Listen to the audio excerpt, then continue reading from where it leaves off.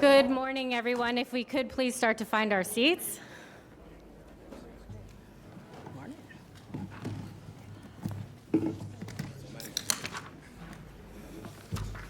Congratulations. Thanks.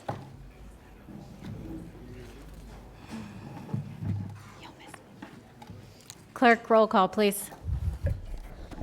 Mayor Baxter, Present. Commissioner Flores, Commissioner Marino, Commissioner Powell, Here. Commissioner Sachs, Commissioner Wise, Here. and Vice Mayor Woodward. Here. Thank you. If you are able, please stand for the Pledge of Allegiance and invocation.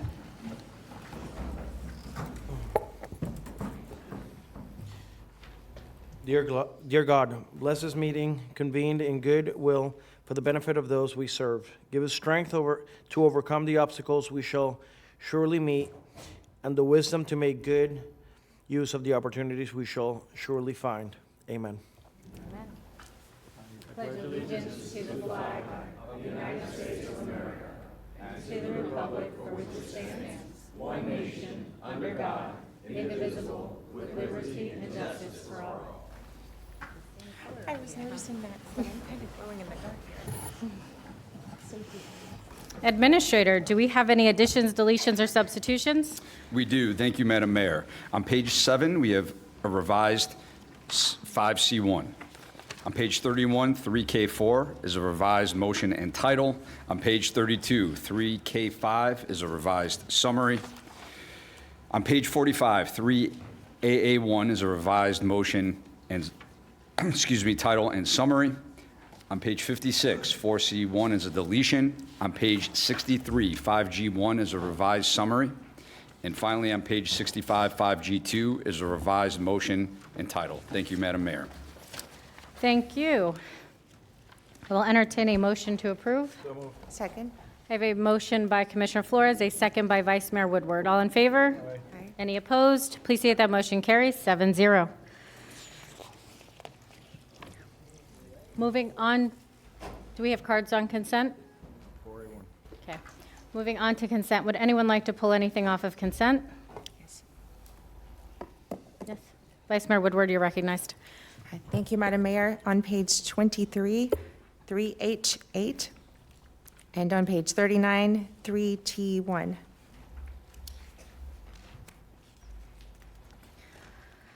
Any?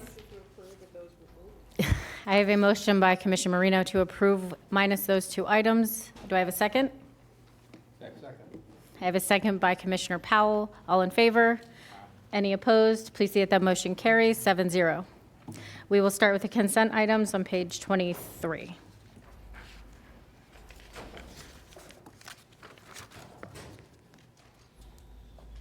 Vice Mayor Woodward, you're recognized. Thank you, Madam Mayor. I wanted to have this one pulled for us to have discussion. It's around $8 million for us to proceed with design for the South County Complex. It's a capital project. And my question yesterday in agenda review was maybe us being able to look at all the capital projects that are coming up, where we are in all of this, and maybe we hit a pause until we can have further discussion with everything, knowing what's going to be on the ballot potentially in November, and us having more of a broad discussion on all of them. This is just the first one, and this agenda, there's more coming, but this was under consent to move forward. And I'd like to pause, postpone, and request perhaps a workshop on all of our capital projects. Before we do that, because we have put off capital projects for a long time, let's let Jennifer give us an update. One sec, Jennifer. Administrator Abruzzo, you're recognized. Thank you, Madam Mayor. Administration concurs with Commissioner Woodward. We would like to schedule a workshop based on all our capital projects so we could go by them one by one systematically and get direction from the board. And Jennifer, you agree? Okay. Do I have a motion? Make a motion. I have a motion by Vice Mayor Woodward. I have a second by Commissioner Weiss. All in favor?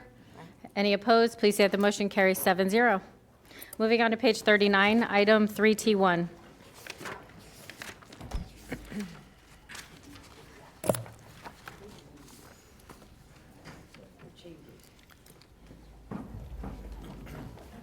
Vice Mayor Woodward, you're recognized. And Administrator, did you still need to speak, or is your light just still on? Thank you. Okay, thank you. This was actually brought to my attention a little while ago about the change in the law last year for us to have to approve the child care licensing agency and how we do it. DCF does it for most of the state. We're one of the few counties that actually pays the Department of Health to do this. And it came forward on the agenda, and I just saw it under consent. I had people reach out to me with questions, and we do have a brief presentation. I think that it just would, this is the first time really it's coming to the board. If we could have discussion on how much we're actually paying for this and the option to us not have to pay for it and just send it back to DCF. So I'd like more information. I didn't have any of those answers yesterday. I think we have them today. DCF or? DCF. With DOH. Good morning, Good morning. Mayor, Vice Mayor, and Commissioners. I do have the Department of Health here today with their staff to go over some of the questions that Vice Mayor Woodward sent over to discuss. The Health Department is the licensing board. There were some restrictions that were a lot higher than the Department of Children's and Families. That was kind of the reason they made some changes to the licensing board to basically put some higher standards on the licensing of child care facilities. I'll let Dr. Jyoti introduce her team and go over some of those. Good morning, and thank you for having the Department of Health here and to hearing us this morning. And so I just wanted to give a high overview of this program with the Department of Health. And so this program has been with the Department of Health under a special act since 1959. So it's been, 67 years that we've been the local licensing agency here for Palm Beach County. Throughout these years, there have been many counties throughout state of Florida who have gone back to give the program back to DCF. However, there's only 4 counties that are still currently a local licensing facility, and Palm Beach County is one of them, along with Broward, Sarasota, and Pinellas. So it is, we're here primarily to make sure that our children in this county have a safe, our primary goal is safety and wellness for those children. So we recently revised and came up to date with our rule revisions at the local level to reflect DCF rules. However, there are a few rules that are a bit more stringent than DCF, and we have reasons as to why we made those rules a little bit more stringent, and it is always surrounding the safety of children in Palm Beach County. And here this morning to discuss the structure of our program as well as the funding for this program, I have our department director here, Rafael Reyes, sitting next to me, and then we have my agency attorney, Kathy Linton, along with I have my business manager here as well, sitting in the audience. Thank you. Because this is Vice Mayor Woodward's item, she wanted to pull. We'll hear from her first. Thanks. I did have a couple of just direct questions on this because how it was brought to me, there's a two-part to this. One, what is the cost to the county? And are we not duplicating services? It's something that DCF that at the state level would do for us without us having to pay for it. And we are currently paying, which I'll get to you on how much we are paying for. But then on the flip side, do we have a lot of added red tape and regulations above the state level that makes it difficult for daycare centers to operate or even open in this county, which is something, we have a lot of discussions and we need more childcare.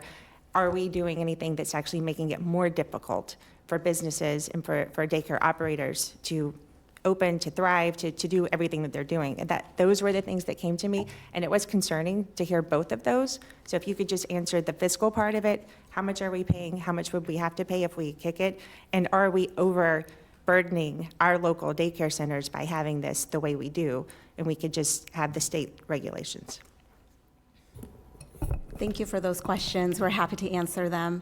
I will have Rafael Reyes answer the financial part of it.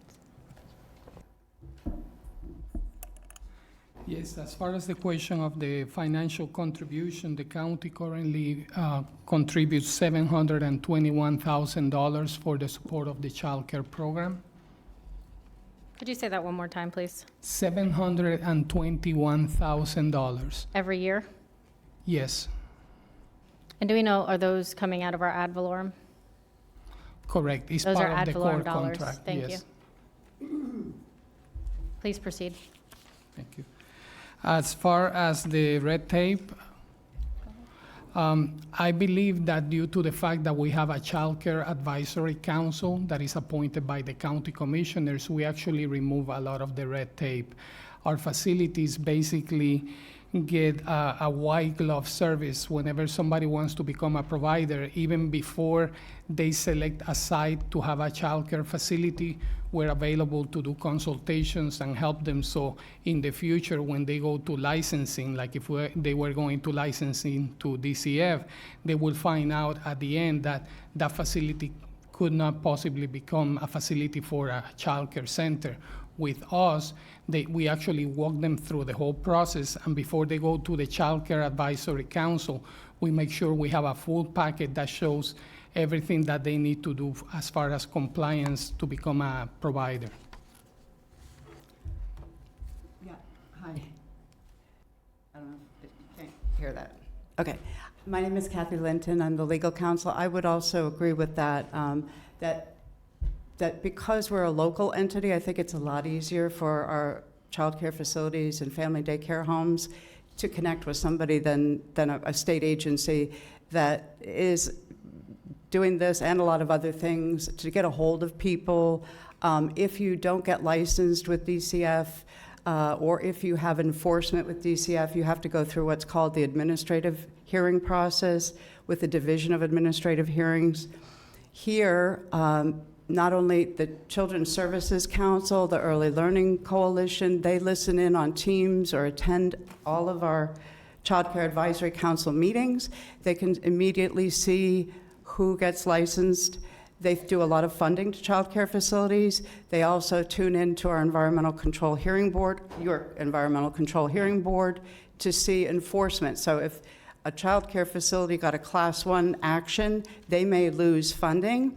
They know that Excuse me immediately. for 1 second. Would you please state your name and title for the record? Yes, I did in the beginning. It's Kathy Linton. I'm the attorney for the Department of Health. You're the attorney for the, okay, Department of Health, but not this. Who is the administrator for this board currently that we're discussing? The Child Care Program Board? The administrator, there's two, part of this is there's two aspects to the local licensing agency. Obviously, the Board of County Commissions appoints that Child Care Advisory Council. They actually say yay, nay, deny licenses, revoke licenses. The Department of Health, through the special act, is charged with administrative and enforcement. So it's, Rafael Reyes is in charge of all the environmental programs, and that includes childcare. Let me try this. Maybe I'm not asking the right way. For this particular board that we appoint to, who is the director administrator of that board? Commissioner Sachs, you're recognized. This is an interesting board because we are the ones who direct the Department of Health for the child care. We are the ones, and we did this last week. Yeah, but Commissioner, But you see, what's happening is this, and this is something I was very concerned with in 2013 with the Haley-Brockington Act. Do you all know about that? I see. Is it okay if I ask a couple of questions? Or should I wait till after you're done? of course. I'll wait. One of the things, and I'm glad that Vice Mayor Woodward brought this up. And again, I asked who the director was for a specific reason. I have my appointee to this particular board call me with several concerns, and I was never able to get anyone on the phone who had any authority to help with the issues that this board is having. And one of those was that all she wanted was a simple agenda review in advance, just to kind of go over, ask some questions, and get them answered, and she was denied that. How are we doing a transparent process and allowing somebody to get information to make proper decisions when they're newly appointed to a licensing board. So this is why I'm asking, who would be in charge of whether that happens or not? I can do that. Okay, now you weren't there yet, I know. so I don't want to say it was you, but this was a big problem that I had, I want to say roughly a year and a half ago, to the point where I went and watched one of these board meetings. And again, information is very important when we're making decisions for the public. With that being said, Commissioner Sachs, you're recognized. Thank you, Mayor. How many child care facilities do we have in Palm Beach County? Approximately 750 facilities. Relatively, or we have? We have, right now, today, 746. That's why I said approximately 750. Okay. And do we have enough facilities right now to take care of all of the children out there underage? No, I think we need more facilities. Yes, we do, because there's not one seat available for a child in Palm Beach County. What do you recommend as a Department of Health that facilitates these places? What do you recommend that we do about that? So what we have done is with these proposed rule revisions, we are trying to align with the DCF rules. You know, we have a few more stringent requirements, but by Sir, I'm aligning... not asking about once they're built. I'm asking, does the Department of Health do anything to promote more child care facilities? Well, I can take Sure, that go ahead. question. Right. Thank you very much for the question. I am a board member who sits on the Early Learning Coalition, and every meeting that we go to, we discuss how to open more childcare facilities, how do we open our doors to more. And what has been the result of working with the Urban League and discussing the need for child care facilities? We try to make it as easy as possible. Have you started one? That's not as the Department of Health, we don't start facilities. We're the regulatory agency, so. Okay, thank you, that's fine. We have the Department of Health, we also have the Florida, and this board is the Local Child Care Facilities Board, which we oversee what you do. But I haven't, maybe you sent it to me? I don't know, but I haven't yet to see a program or a result or a conclusion or a summary from your board to us. Have you sent one? We do send the agendas, and we send the minutes of every Child Care Advisory Council meeting. Have you sent the reason that we don't have any more any child care facilities for hundreds of kids in our community I today? believe in the state of Florida, there are not sufficient child care facilities. You're not, you're an attorney, you're working for Palm Beach County. Right. We pay you. I'm Yes. talking about Palm Beach County. Okay, and another idea that I've heard, just to let you know, it's not something we can control, but I believe that the legislature could pass something that allows something less stringent than the child care rules. No, for I don't thi- after- I'm for sorry. For aftercare. I for older strongly children and disagree aftercare. with lessening our regulations. Okay. All right, That's one of the. are you aware of the Haley, excuse me, ma'am, I'm speaking? Sorry. Are you aware of the Haley-Brockington Act? No, ma'am. Okay. Okay. But I will say that. Well, let we me have- tell you what it is. Okay. It's a law that was passed so that your board could make sure that every child care facility that has a vehicle paid for by the Board of County Commissioners has a safety device in the back. Yes. Okay, I am so aware of that. so you're aware of Yes, that? I am. How many vans do we have that transports children? I have no idea. Sir, do you have any idea? We don't have the number of vans, but part of our regulations is to ensure that they have all the safety equipment. But you don't know how many vehicles. That's part of your rules, is to have safety inspection of vehicles that transport children to child care facilities. And we do that in every inspection. But do you know how many we have? I cannot tell you how many. Can right off- anybody on this board tell me how many We could vehicles we have to sir? We could pull- Either do you know or you don't? We could pull the information from a database, but it's not something we have memorized. Okay. I open this up to my colleagues. I'd like to also know, where does the $721,000 go to support what you do for our child care facilities? Can anybody answer that? The $721,000 take care of 48% of the expenses of the program, and actually by Florida statute, the county is required to provide 75%. So that goes to 48%. Yes, That we ma'am. pay. And the DCF does basically, it duplicates the same process. If DCF was regulating childcare facilities in this county, then we wouldn't need to regulate them. Okay. Thank you, sir. You're welcome.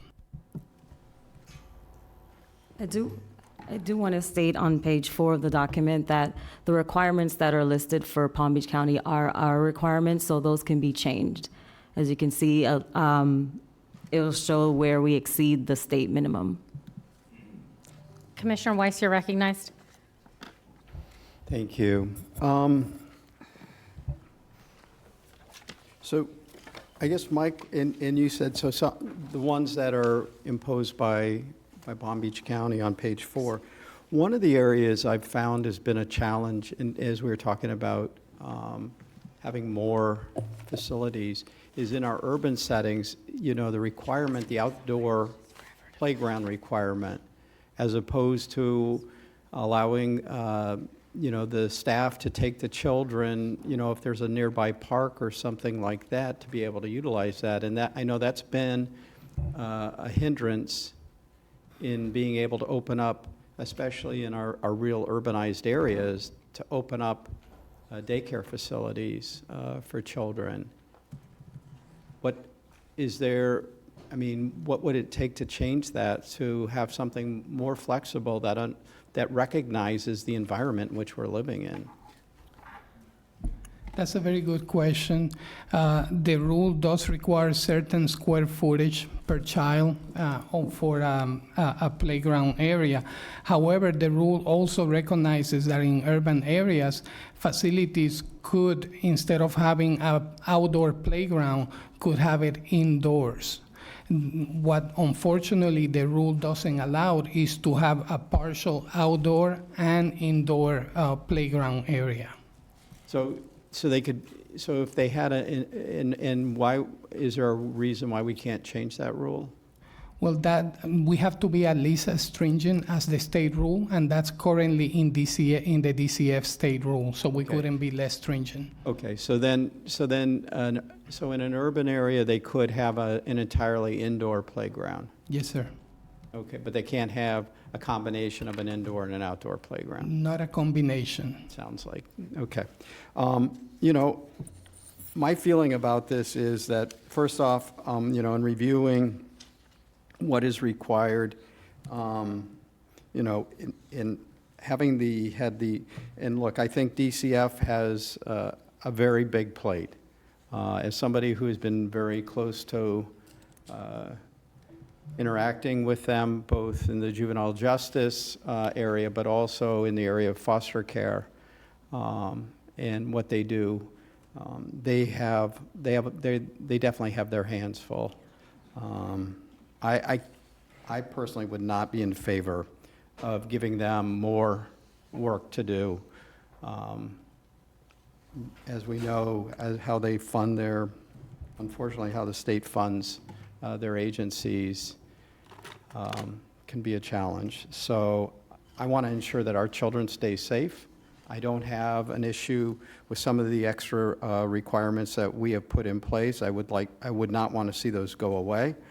And so this is, you know, obviously we're looking at, and I do appreciate my colleague bringing this up, but this is our board that we appoint to oversee this, and if we don't like it, we can appoint different people if we wanted to operate in a different way, and we can also advise our administration on how we wanted to operate in terms of being able to assist or provide assistance to board members. Commissioner Flores, you're recognized. Thank you, Mayor. I appreciate all the questions that have been asked here today by my fellow commissioners, board members. So I understand there is a cost to this, $721,000 that we allocate towards the Department of Health to administer this program for us. And what I understood is it only funds about 48% when we're supposed to be at 75%. That's correct. Okay. And as I'm looking at some of the requirements here, you know, the first one, credentialing staff, there's no per child ratio at the DCF baseline, whereas at the county, there is a 20 staff per, or one staff per 20 children, which is a little bit more stringent, right? You know, my mom's a teacher, and I know it's not the same as childcare, but monitoring children is not easy. And when there is no ratios, that's concerning to me. I like what we currently have, and I want to be honest. This is a topic that I think we need to, if we're considering moving some dollars here, or making a decision between DCF and the health department, I think we need more information to really understand the impact of the change that we would be making. I understand that right now, every dollar needs to be accounted for, and we need to be very prudent with the decisions that we make. But one of the things that I don't want to do is risk our children, these little kids who, and I don't know what the difference is, and I want to be clear about that. I don't know what DCF's workload is versus our healthcare district, and if there is something that we should change to make this system or the process easier, and it's not going to jeopardize the safety of our children, then we should look at that. But the first thing that I ask myself, if we have a board who is appointed by us, why haven't we heard from this board with recommendations, right? So if we want to make this more efficient, we want to make this work better, I'm assuming that the people that we appoint to this board are the experts in this field, and I would love to hear from them before I make any decisions in cutting or allocating funds any other way. So for right now, with Commissioner Weiss, I'm going to stay with what we have until I hear from this board and from some of the experts. So thank you. Vice Mayor Woodward, you're recognized. Thank you, Madam Mayor. And thank you, Commissioner Flores, for that, because part of what I wanted to point out on here is the part 3 of this agenda item, where you are adding a 90-day requirement, because this law was passed July 1 a year ago. It's June 9th, and we have to make a decision before July 1st. And there's a lot of questions. I have heard from 2 board members that are on this board, and I've heard from, you know, a lawyer who helps daycares get into operation, and telling me things like, you know, what we're doing is costing parents more to have their children in daycare because that cost gets passed on to the parents. I don't know. I just know limited conversations, and then this pops up on consent agenda, you know, last week for us to vote on today, and really with no time, because the law, we have to be, you know, July 1 is when this has to be done. I don't care for that. I think we all need more time. There's a lot about this that I don't know. I know what 4 conversations that I've had about it that were concerning to me. And then my agenda review yesterday, which with a list of questions, and thank you for being here today. But we can't vote. That this is not the best way to do this if we're going to talk about policy decisions. And I agree, kicking this right now, I'm not comfortable with it, but we have to talk about this, and we should have a full vetted conversation with cost analysis, not just for the county taxpayers, but also for the daycares. Are we costing parents more by what we're doing? I'm told that, But I would like to hear from them, and that, I feel that requires a bigger conversation, because we do know childcare is an issue, we know we don't have enough of it, and what we do have, a lot of parents can't afford. So I'm okay with us not changing this today, but I want a full conversation on this, where we get all of our questions answered, and something that, I can talk intelligently to other people about, because I have just too little information on how this works. And are we actually costing, everyone more money with this in Palm Beach County? I don't know, and I don't like having 2 weeks' notice for us to make this decision. So the part 3 of this, I really thank you for adding the 90 days. That's very important, because next year, this needs to come up way earlier, and let's talk about what that means. And I just recently found out, I believe, David Audi, if you can explain how long it takes if we wanted to change from Department of Health to DCF, if we wanted to flip back over, how long would that transition take? I don't know that offhand. That's information we'd have to research from the department to find out. But I don't know what that administrative process would look like. May I? Yes. So, so that is also another issue that we would have to visit because of the special act. So if the Board of County Commissioners did decide to give the program back to DCF, we would still need time to, work with the legislator to change that special act, because that still governs the fact that this program is supposed to be with the county health department, and it's a local licensing agency. But I will also ask Kathy Linton to add any information. That's really it. We would have to repeal the special act, which means it has to go through this next year, so it would take about a year to do. We just made an amendment to the special act this last session. So, you basically will have time to, I would suggest having some public hearings from the members of the, I would imagine that there's a lot of frustration from both the public who can't get childcare, but I don't think this is different in a different county. I don't know that it's better at DCF. But I do think that more voices you hear from throughout maybe this upcoming year would benefit you. Okay, well, that would be my request. I would move that we pass what's on here, but I would like for this to come back on a full agenda that we can hear from the public. I mean, if it's a workshop, whatever it is, but I'd like to hear from both sides. We could say we don't know if it's better, but I think we should actually put the work in and know before we move this past this year. So let's have the time that needs to happen to this. So I would move to then adopt 3T1123. I have a motion by Vice Mayor Woodward and a second by Commissioner Weiss. Commissioner Sacks, you're recognized. Thank you. We need you to talk to us. We need you to stay sharp, because you're watching our kids, our little kids. And every time a developer comes in here, I ask the same question I ask them in my office. Will you have a child care center in your new development? Why? There are no child care facilities, not one spot in this county for a child under 4.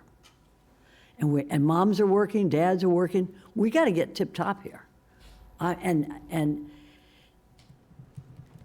I worked on this many years ago in the Florida House, and we lost that child, Haley Brockington, and one of our vans going to one of our facilities. So I am very on to this. And you need to be more on than we are, because this is what we pay you for, all right? So I'm going to go along with this, but you better contact each one of us, do it by email, come by to see us, and tell us what you're doing about places without a license that have they're doing child care. All we ask of them is to post a notice. Sure, child care center right here in my house. I've seen a lot of those. We got to be on top of this. We're getting more families in here. We have a lot of children in here, and I'm asking developers to do this.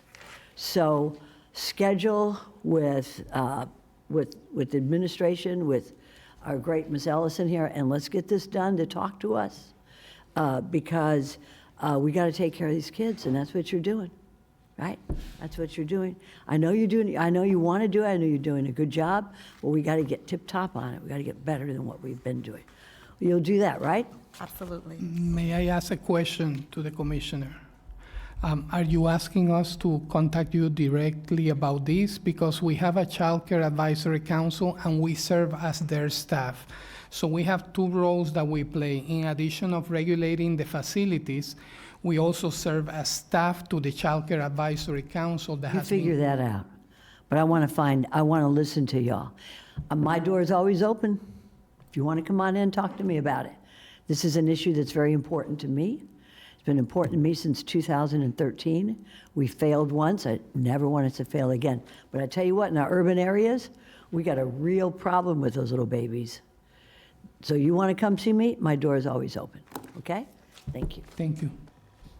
Commissioner Marino, you're recognized. Thank you, Mayor.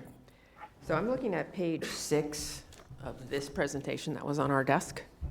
And it's the motion for the staff to recommend motion to approve. But I'm actually curious about the funding because there are a lot of different pots for this funding.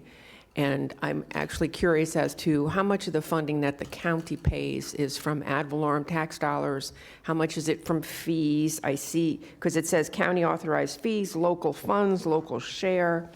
So I'm actually interested in the total breakdown and how those fees are collected and what the responsibility is of the county in payment.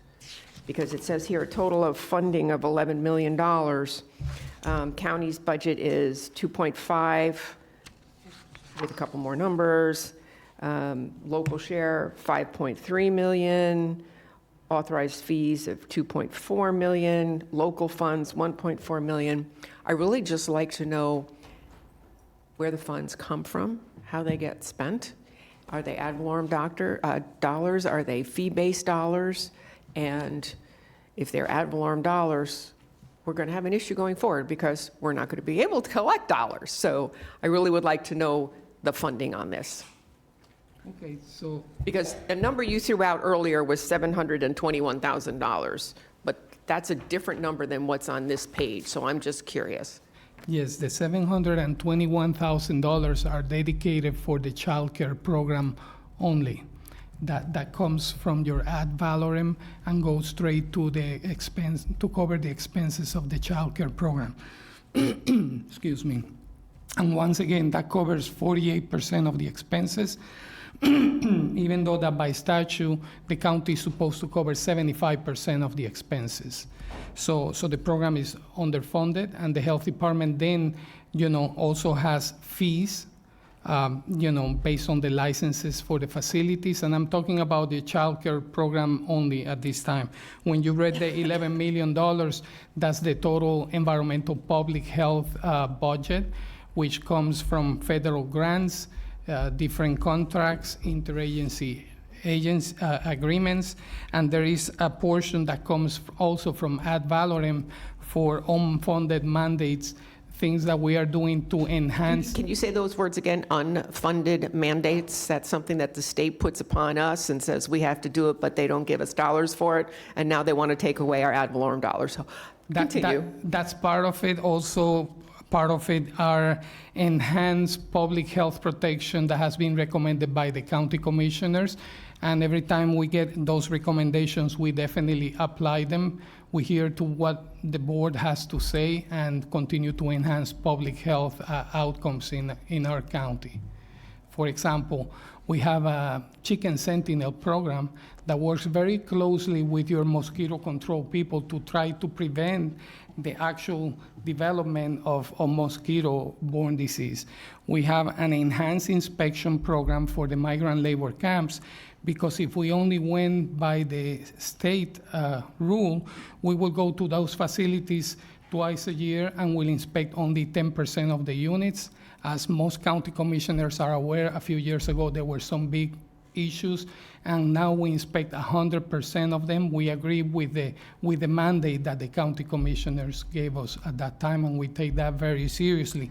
So that funding is to cover all of those enhanced programs to protect our residents and visitors. I'm asking these questions because I'm hoping there's folks out there that are listening to us and listening to these conversations about that, the fact that ad valorem dollars cover things that we don't even know about. And if we don't collect those dollars, there are a lot of programs that are going to hurt a lot of people, and this is one of them. So thank you. Thank you. Commissioner Flores, you're recognized. So I just want to talk in general about child care. I think Commissioner Sachs hit this this nail right on the head.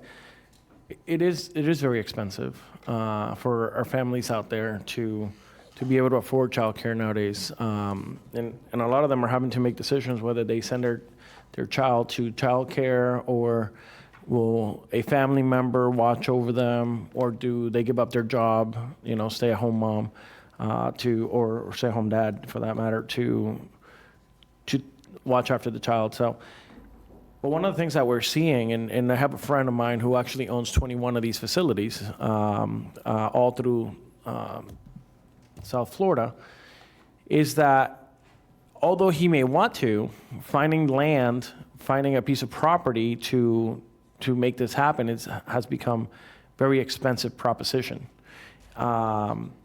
When you have expensive land or expensive rent, it drives up the cost. And so I think that's something that we have to once again consider. It's the same issue that we're dealing with housing. The reason that housing is so expensive is because getting a piece of land is very expensive. And right now, construction costs are through the roof. So inflation, it hits everyone at the same time. And the last thing I wanted to tell people is that the biggest investor of childcare is the CSE, the Children's Services Council, who funds Early Education Coalition. And then those dollars help moms and dads be able to afford or provide a part of that childcare. And once again, Commissioner Marino just alluded to this, that's also at risk with them also taking a hit with the property taxes. So what we're seeing is that all of these things add up. And when you have less money and you have the same amount of children, I think what we're going to see is probably a dip in kids going to child care services, because the Children's Services Council is not going to have enough funding to be able to continue to provide that gap funding for these parents. So it's a great topic. I think when we look at this, I think we should look at it holistically, because I think it's going to impact the entire community as a whole. And our workforce could end up taking a hit. So I just wanted to bring that up. Thank you so much. I don't know if just in listening today, if you're going to have public hearings on childcare, if you're interested in hearing more about all of the different environmental programs that you fund, because it's every public swimming pool. That's at every condo, apartment complex, hotel, motel, that's one. All body piercing, tattoo parlors, suntan salons, biomedical waste, septic tanks, migrant housing, all mobile home parks. What else? Food and safety. Oh, yeah, food and safety, prisons, assisted living facilities, public schools, fraternities, group homes. It goes on and on. So Just some public swimming pools. We have over 4,000 pools. I think we're among the top 3 in the state of Florida. And of course, a lot of these swimming pool inspections deal with safety, to prevent drowning, to ensure that you have proper chemical properties in the water to prevent disease.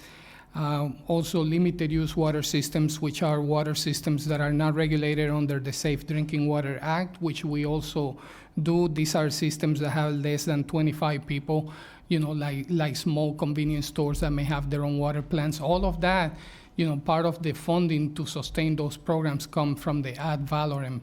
So I concur with the Commissioner Marino. Losing that money will, may create an environment that will not be conducive to public health. May I make a comment, Mayor? You may. Thank you. I think that, our point here is that there are so many services that the county commissioners and this board has agreed to fund, and I think it's important, to your point, Commissioner Woodward, that we should be transparent, and you should understand exactly what the Board of County Commissioners has agreed to fund, especially during this time where hard decisions and difficult decisions are just a little bit away to make. So you need to understand which ones will you continue, which ones are you willing to forego? What is the risk? What is the benefit to the community as a whole? So we would like to come forth not only with the child care program that we, are responsible for at this time, but also everything in environmental public health, because that is the one area that our core contract focuses on. And, other counties, there's core public health programs that the Board of County Commissioners fund. But in this county, it is the environmental public health, which is very large. It is the largest division in the state of Florida. Palm Beach County has the largest division in the state of Florida, and you all support that. So we would definitely like to come forth and give you that information. Commissioner Sachs, you're recognized. I appreciate that statement.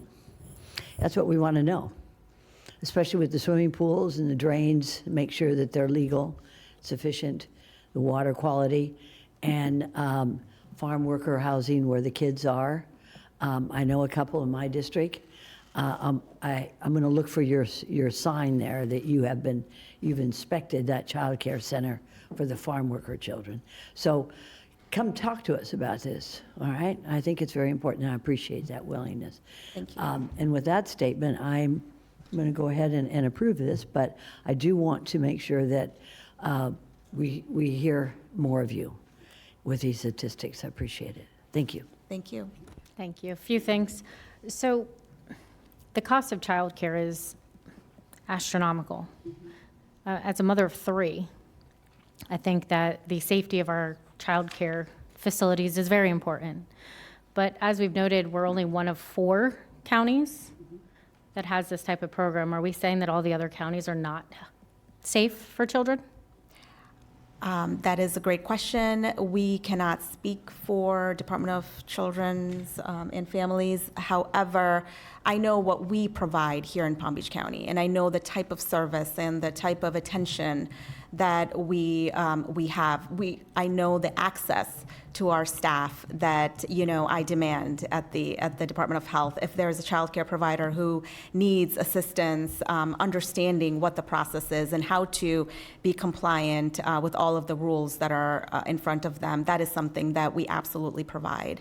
And I don't know that, unfortunately, as Commissioner Weiss had mentioned before, the manpower, it takes manpower, and manpower equals dollars. So DCF is spread thin, and they have a lot of responsibility on their plate right now. So I am not sure, I cannot speak for them, but I am not sure how difficult it would be for them to come up with the manpower and the resources to replicate what the Department of Health currently has. Thanks to all of you. I can't think of anything more important than our children and their safety, their well-being. Absolutely, without a doubt. I think it goes without being said.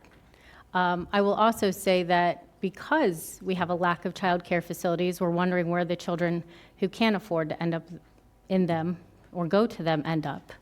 And as a previous board member on the Children's Services Council, healthcare costs were covered routinely.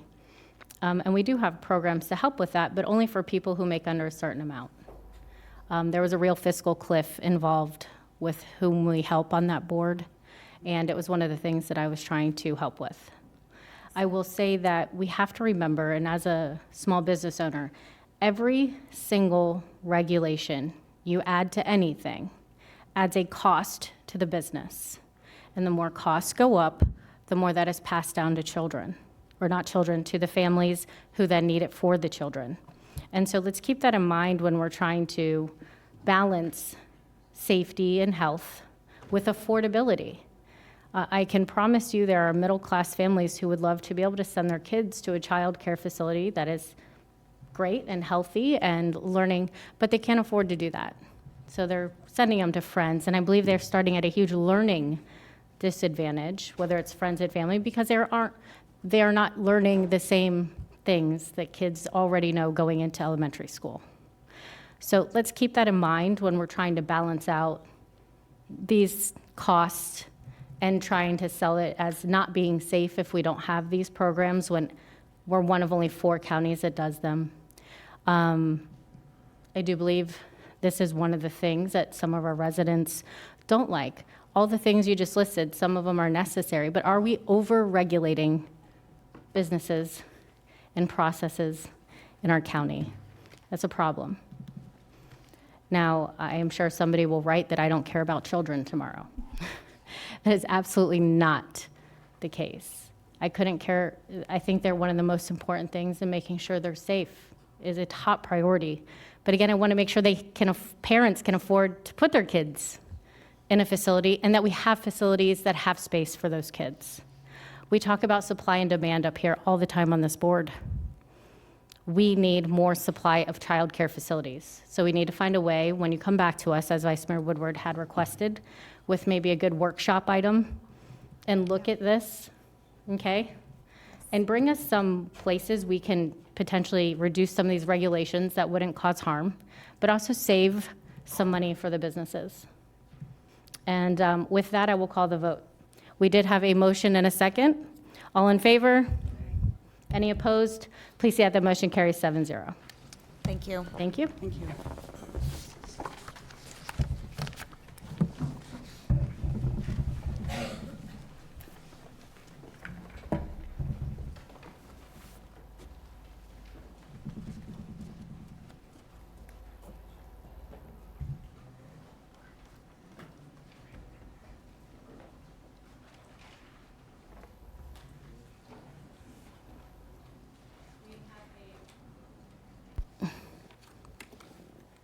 Moving on to public hearing. I'll make a motion to receive and file proof of publication. I have a motion by Commissioner Marino, a second by Vice Mayor Woodward. All in favor? Any opposed? Please see that the motion carries 7-0.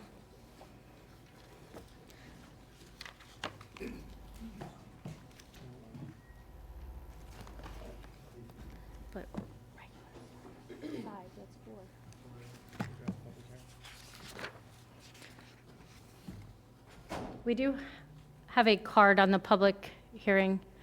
So Attorney Adi, how would you like us to handle that? Because we just took the vote. Would you like us to redo it after hearing the card? Yes, please. Thank you. Please call the person forward. John Levinson. And I think we just approved public. We did. We're going to redo it after he speaks.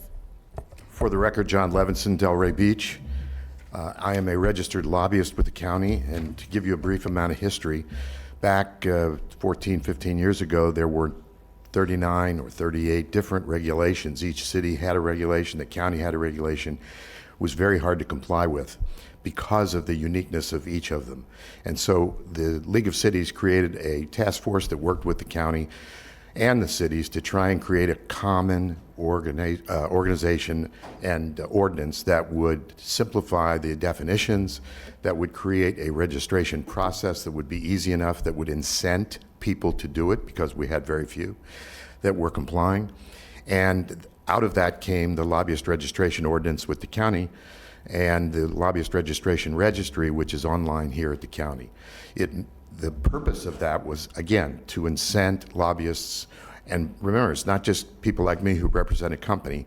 There are other people that qualify under the lobbyist registration requirements, and sometimes they're neighborhood associations, sometimes they're nonprofits. There are a whole variety of people.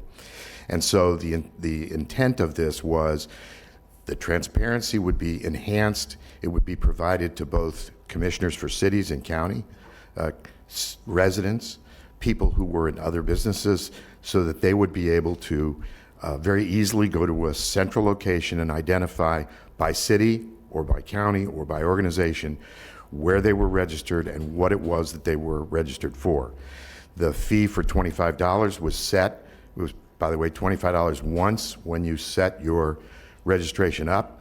That was in most part really low because that was the amount that the county determined was going to be required to maintain the database.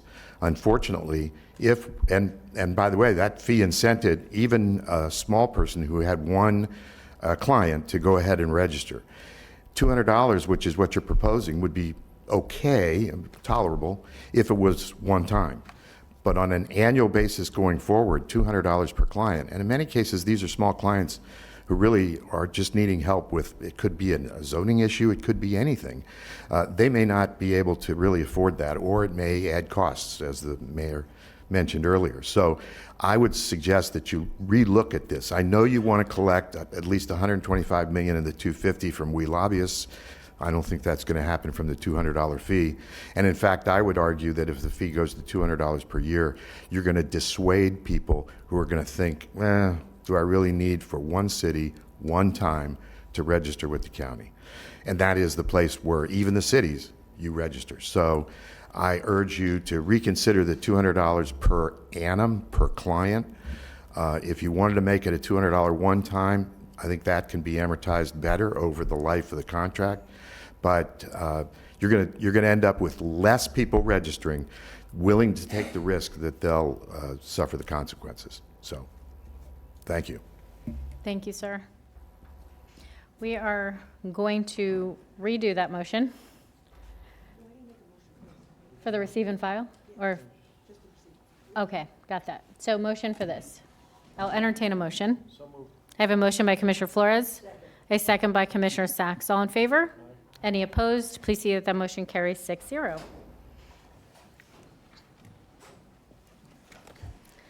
Our next agenda item is to take place at 1 p.m. So Attorney Adi, would you like us to just go back to that?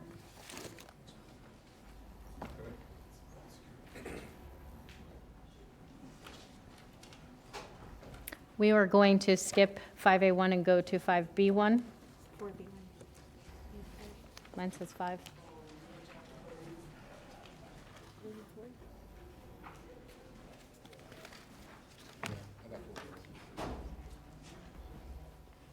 On the table of contents, it says something different. These all say 5.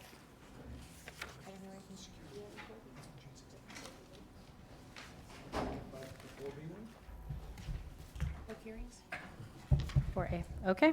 Moving on to 4B1, public safety. I'll make a motion to approve.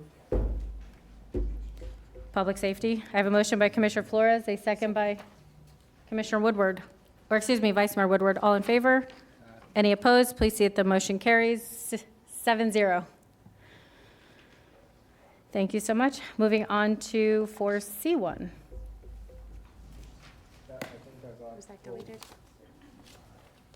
Is it pulled? Okay, we will move on then to regular agenda.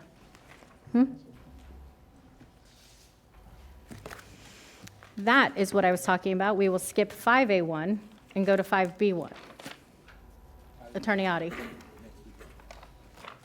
Unless you need it read into the record for next week. Just wanted you to be clear because that is for next week, so it's just mentioning it today for the 16th. For purposes of next week? Correct. Okay, perfect. I will entertain a motion to approve. Item 5A1. I have a motion by Commissioner Powell, a second by Vice Mayor Woodward. All in favor? Any opposed? Please see if the motion carries. 7-0.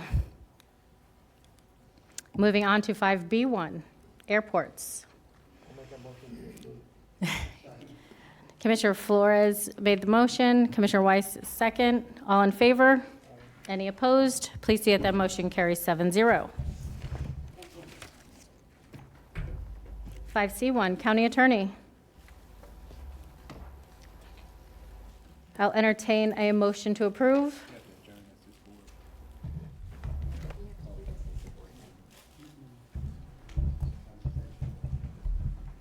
Motion to approve. I have a motion by Vice Mayor Woodward. I have a second by Commissioner Weiss. All in favor? Any opposed? Please see that that motion carries 7-0. Medical Examiner's Office, 5D1. Thank you, guys. I will entertain a motion to approve 5D1. I have a motion by Commissioner Marino. Second by Commissioner Flores, but we have a request for a brief presentation. Just so Clerk, people did you know get the motion in the second? Thank you. So people know what this is. Sure.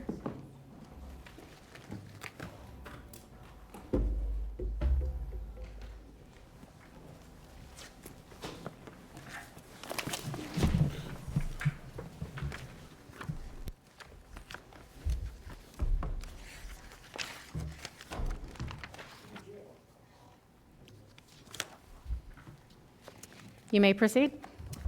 Good morning. Testing.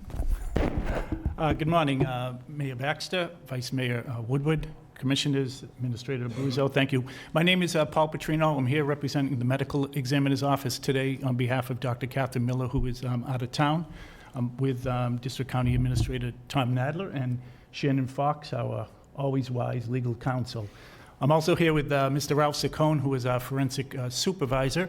He oversees our medical legal death investigation team, who triage our calls, respond to scenes, work with hospitals, law enforcement, and certainly with families. And I note that to you because this is really about supporting their mission today and giving them the adequate resources we feel that they need in order to perform their mission in most capable ways. We're asking for a budget transfer of approximately $184,000 from contingency to the general fund for the procurement of 5 vehicles. And I will, based on the presentation, you see the slide in front of you, I'll touch upon some of the justification for that. First of all, it's an operational necessity for us to meet the mandatory response times to our scenes. It allows us to provide simultaneously scene coverage. We have had investigators in the past who have had to take their personal cars to scene, which is crazy. I think you would all agree.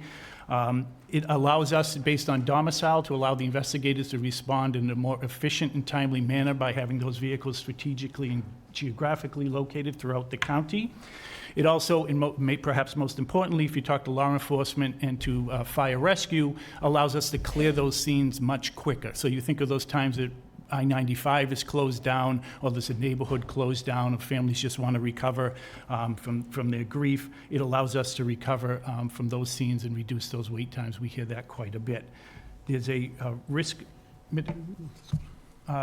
mitigation component of this, that we are constantly, vehicles are constantly in a preventive maintenance state because of the heavy use, the heavy run times. They constantly need preventive maintenance.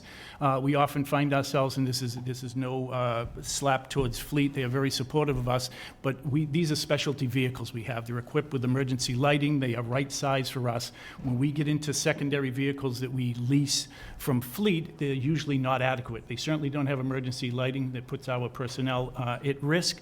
They don't allow the sizing component that we need for all of our equipment. In fact, I'll share very quickly that we were recently given a Prius as one of our scene vehicles, and we can barely fit in that, let alone have our equipment. So that's some of what we're facing. Also, we have chain of custody issues. We do recover evidence, and many times that evidence, as you can well appreciate, is of a biological or biohazard nature, and we don't want to cycle that through the regular fleet vehicles, that we have ways to store that properly and then disinfect and decontaminate that issue. So moving over to the next slide. Am I doing that? I think that's fine. Oh. Perfect. There is an ROI, there is a fiscal justification for this. Obviously, the maintenance costs will go down by having a larger fleet. It won't need that required maintenance I just mentioned. The replacement costs of curb is obviously pushed out every 3 years, maybe 4 years we can get from a vehicle. This will push it into the 6 or 7 year cycle. Additionally, I'll share we can right-size the vehicles if you approve this item, that we can save approximately $8,000 on each vehicle by being able to downsize to an Equinox from the current Ford Explorer. And we all know the price of gas nowadays. These are, because they're smaller, we have high run times. There'll be a great benefit to fuel efficiency. And last but not least is our workplace safety, is the ergonomics of these vehicles will allow us to standardize the fleet. So think of it as you get into your driveway or into your garage, that vehicle is set up for you. The mirrors are set right, your phone connects most times, right? The mapping software will work and allow our investigators to focus on the response to the scenes in a safe manner. So I'll just summarize by reading the last statement here. A standardized, appropriately sized fleet will eliminate bottlenecks in scene responses, reduce the county's liability and risk to employees, and ensure the MEO meets the demands of a growing population with the highest standards of dignity and forensic integrity. And I don't know if anyone else at the table has any comments. If not, thank you for your consideration, and we will certainly answer any questions you may have. Commissioner Weiss, you're recognized. Thank you. We don't often have folks from medical examiners in the office, in chambers here. So I just want to take a moment to thank you for being here today. Thank you for the work that you do on behalf of the residents of Palm Beach County, and hopefully you can take that back to all of your staff. I know it's a difficult job you all perform, but it's a very important and needed work. So I'm just pleased to be able to have you here and be able to share my gratitude on behalf of myself and the folks in District 2. And with that, I'll make a motion to approve. I believe we have a motion and a second already. Commissioner Flores, you're recognized. I just want to talk to our deputy administrator for a second. Tom, so I understand that you work diligently on the pricing of these vehicles? Yes, Commissioner. Yes, Commissioner. And I'm assuming the price was a little bit higher and you were able to bring it down a little bit? Yeah, we just negotiated on the quantity of the cars. Exactly. So I just wanted to highlight that because I think at this point in time, for every contract that we go out, I think we have to continue to doing that. So I just want to highlight that for everybody, all our employees out there who are negotiating contracts that are using taxpayer dollars, that we have to be prudent with our dollars and that we have to continue to maximize every single penny. So just want to say thank you for doing that, and I'd be happy to get you these 5 vehicles that I know you guys desperately need. So thank you. Thank you, Commissioner. Thank you Administrator Abruzzo, you're recognized. Thank you. Just to piggyback off of Commissioner Flores' comments, thank you, Commissioner. Tom's expertise from PBSO, he dealt with a large portion of fleet, so his expertise in here definitely rang true. But I wanted to pre-thank the board. When I came on as county administrator to serve you, one of the very first meetings I had with our medical examiner, this came up. And there was a plea for these vehicles to get it done, how important it was. So I was happy to put this up from administration and have your back. Thank you, Madam Mayor. Thank you. We have a motion and a second. All in favor? Any opposed? Please see that that motion carries 7-0. Thank you, Commissioners. Thank you. We will move on to 5E1. Do we have any cards? No? Okay. I will entertain a motion to approve 5E1A and B. Commissioner Sorry, can I? Sachs, you're recognized. Thank you, Madam Mayor. I wonder if we could have a short presentation because I want to know what is the condition, safety condition of our parks. Absolutely. Especially, we had a young lady come before us on Matters by the Public, and she was a young girl. She was volunteering in the park, and she keeps getting accosted by homeless men sleeping in the park. So I'd like to know if that is the issue that we're looking at today, and if so, and maybe Dr. Fields can start out, is what do we have? Do we still have homeless sleeping in our public parks today? Good morning, Jennifer. Tammy. Good morning, Tammy. Did you want to respond to that? Good morning.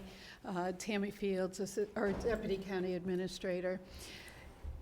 To answer your question, Commissioner Sachs, there are still homeless individuals who come to our parks. They are allowed there during the daytime hours, just as any other resident in Palm Beach County. The legislation only prohibits the overnight on public property. So yes, we do have homeless individuals that are in our parks.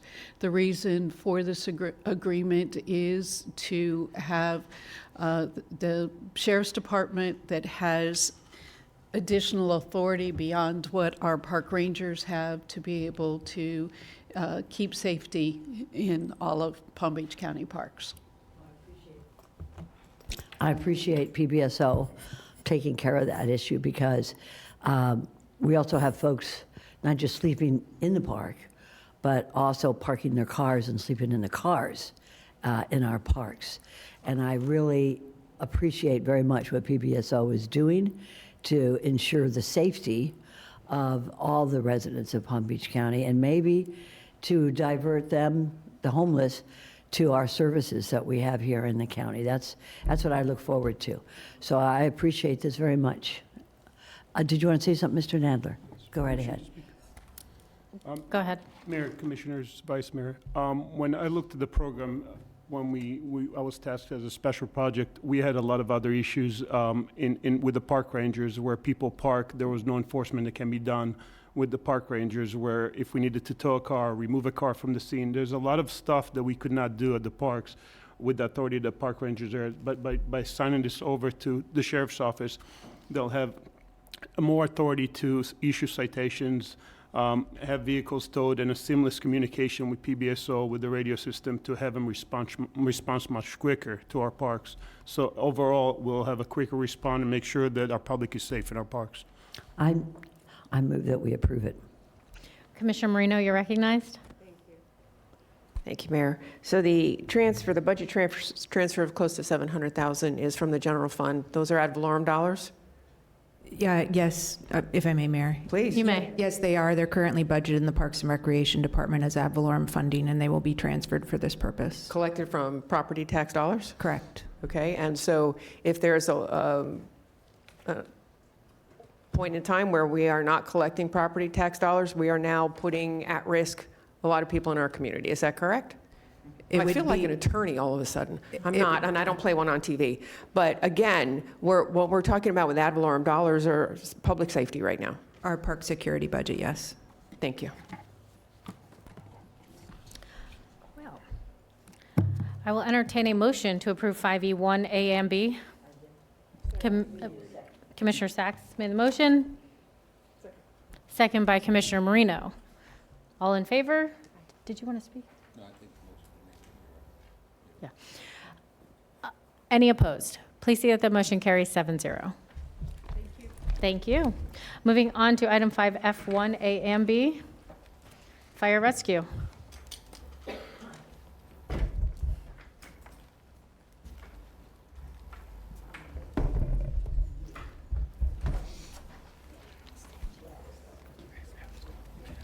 You should have just sat it. Well, does anyone need a presentation on for this? All right. I will enter. You do? I have a comment. Okay. Commissioner Marino, you're recognized. Thank you for doing this 6 months in advance. In agenda review yesterday, one of the topics of discussion was contracts and how we wait until the sometimes very last moment to put out an RFP. And so a lot of times we're doing an emergency contract. I appreciate the fact that this is well in advance of the deadline of this contract. And I hope going forward that we are not in the position where we are like we were earlier, where we had less than 30 days to make a motion. I do appreciate that this is 6 months in advance and we're doing this on a timely manner. Thank you. So, I have a motion by Vice Mayor Woodward, second by Commissioner Sacks. All in favor? Any opposed? Please see that motion carries 7-0. Thank you. Moving on to 5G1, I believe we have a card. I apologize. I don't know if it says Randall Baker or Rachel Baker, so I apologize. I don't usually Randall, go by okay, Rachel. thank you. Honorable Mayor, Vice Mayor, and Commissioners, thank you so much for the time. Randall Baker, citizen of Palm Beach County for many, many years, and currently the President of the Board of Trustees of the Murakami Museum and Japanese Gardens.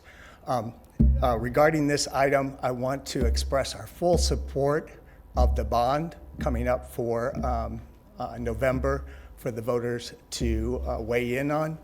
This is important for our community, especially with all of the activities that are taking place at the state with the ad valorem tax at risk. This bond will go to help secure our parks for our communities and our families and make sure that we have a place where we can enjoy the recreation. The $280 million is a small amount of money that actually is needed by the parks, but we genuinely appreciate the support that you've given for this amount. Thank you. Thank you so much. Commissioner Weiss, you're recognized. Thank you. Just can we clarify, because on the documentation it says 275 million, and on the list it has 280, and I believe at our last meeting we approved 280.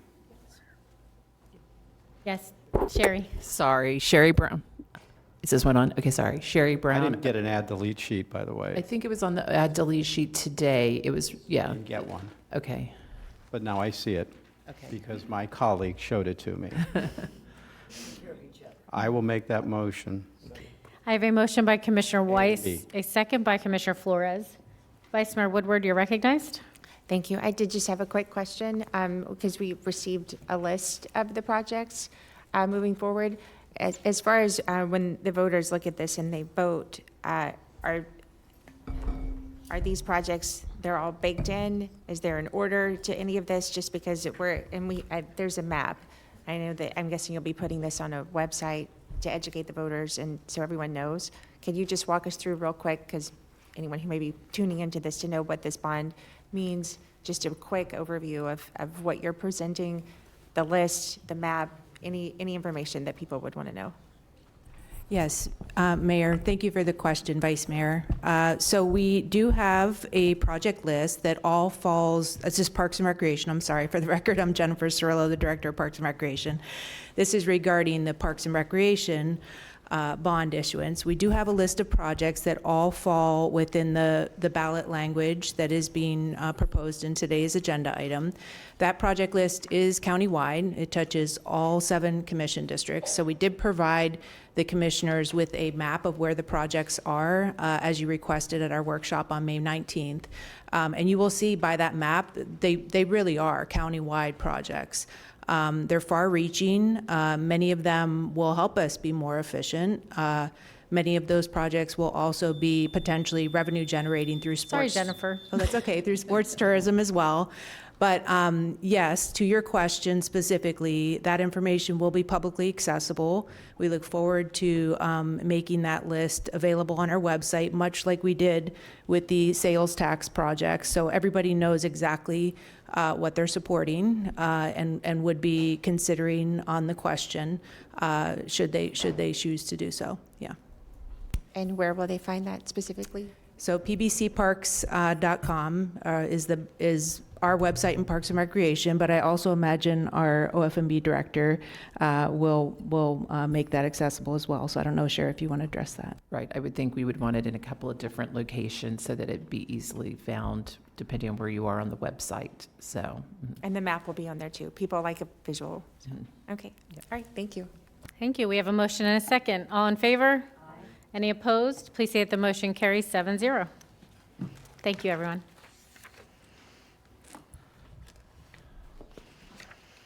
I'll stick around for the library. Okay, 5G2, A and B. Would anyone like a presentation? I will enter. I'll make the motion. All right, I have a motion by Commissioner Flores. Vice Mayor Woodward, you're recognized. Same question for libraries. People will be able to go online, see the list, understand fully what they'll be voting for. There we go. Doug Crane, Director for Libraries. We will be creating a list on our website at pbclibrary.org, and I expect the county will also have a larger website that will help us promote the projects that we intend to use the money for. All right, thank you very much. Okay. Commissioner Sacks, you're recognized. I'd just like to make a comment, Madam Mayor. I didn't realize that, first of all, thank you for hosting the Ag Reserve information educational tour at your place, and we're going to do it again at Canyons. But I want to make mention of the fact, little known fact, I didn't realize that our Palm Beach County Libraries provides food for children during the summer months who are hungry. And they can go to a library and they can get their lunch because usually they get it out of school. So I think that is a beautiful thing that we do. I don't think that enough people know about it, but I can't imagine having all those kids hungry in a library at one time. You do a great job. Thank you so much for what you do for all of us. Thank you. Well, thank you. It is a partnership with the school district that provides the lunches. Thank you. I had a motion. Commissioner Marino, you're recognized. This is actually a question for both bonds. Similar to the infrastructure surtax dollars.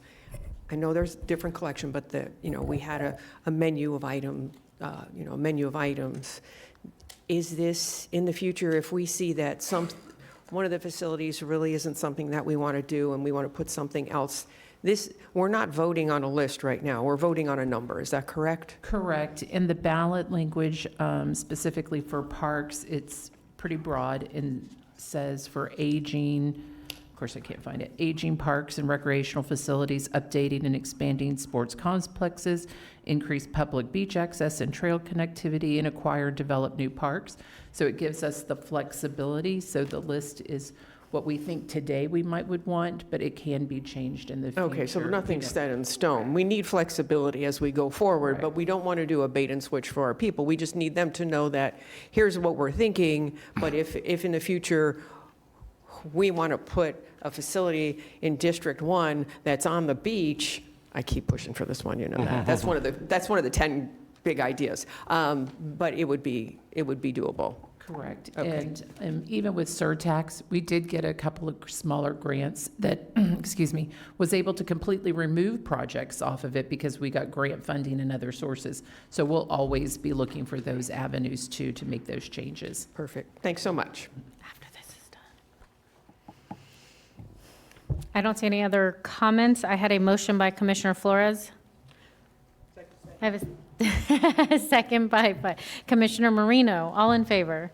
Any opposed? Please see if that motion carries 7-0 for 5G2 A and B. Thank you. Moving on to 5H1, Palmtran.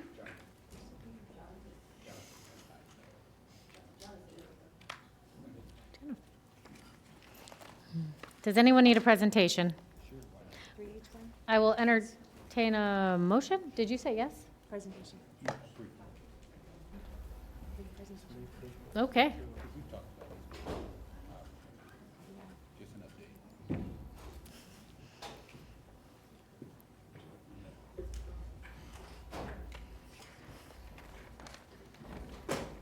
Good morning. Good morning, Mayor, Vice Mayor, Commissioners. Can we get your word in advance? This is going to be brief. I've been asked that you make a brief presentation. Brief presentation you will have. Thank you. Good morning, Madam Mayor, Vice Mayor, Commissioners, County Administrator, and everyone here. I will be very brief, if you don't mind. So, as you know, you have approved for us to release the ITN, or the invitation to negotiate for our paired transit services. That is currently out. We anticipate coming back to you in July or the month thereafter with our presentation and recommendations at that time. So this basically allows us to extend our contract with our vendors for another year. And very briefly, the first slide right there basically tells you what we are asking you to approve today. We have 4 action items before you right now, and it's the extension of the contract with MV Transit, and that is contract R2 2025-0677 until April 2027, not to exceed an amount of $25,651 and $25,651,835. You have item B, which is an extension of contract R 2025-0678 with First Transit until April 2027, not to exceed the amount of $41,188,174.35. And item C, and it's recommending the extension of contract R 2025-079 with MB Transportation for the GLOW Glades until April 2027, not to exceed an amount of $2,634,131.37. The document you have right before you have the incorrect number. We made that correction on the PowerPoint. And of course, we're asking on item D recommending budget transfer of $13,672,158 and 158 in Operation Fund 1340, decreasing the operational reserve to increase paratransit contractor services and paratransit lease building operational accounts, just to, as we are extending potential new contracts, either for the same vendors or future vendors, this contract will terminate on the start of the new vendor contracts based on the ATN solicitation. And I can stop right now and answer any questions that you may have. Thank you. Commissioner Marino, you're recognized. This goes back to what I said at our previous agenda item. This is an emergency contract. I do not want to see emergency contracts come to us in the future. It is unacceptable that we are put in a position where we are on defense and not offense.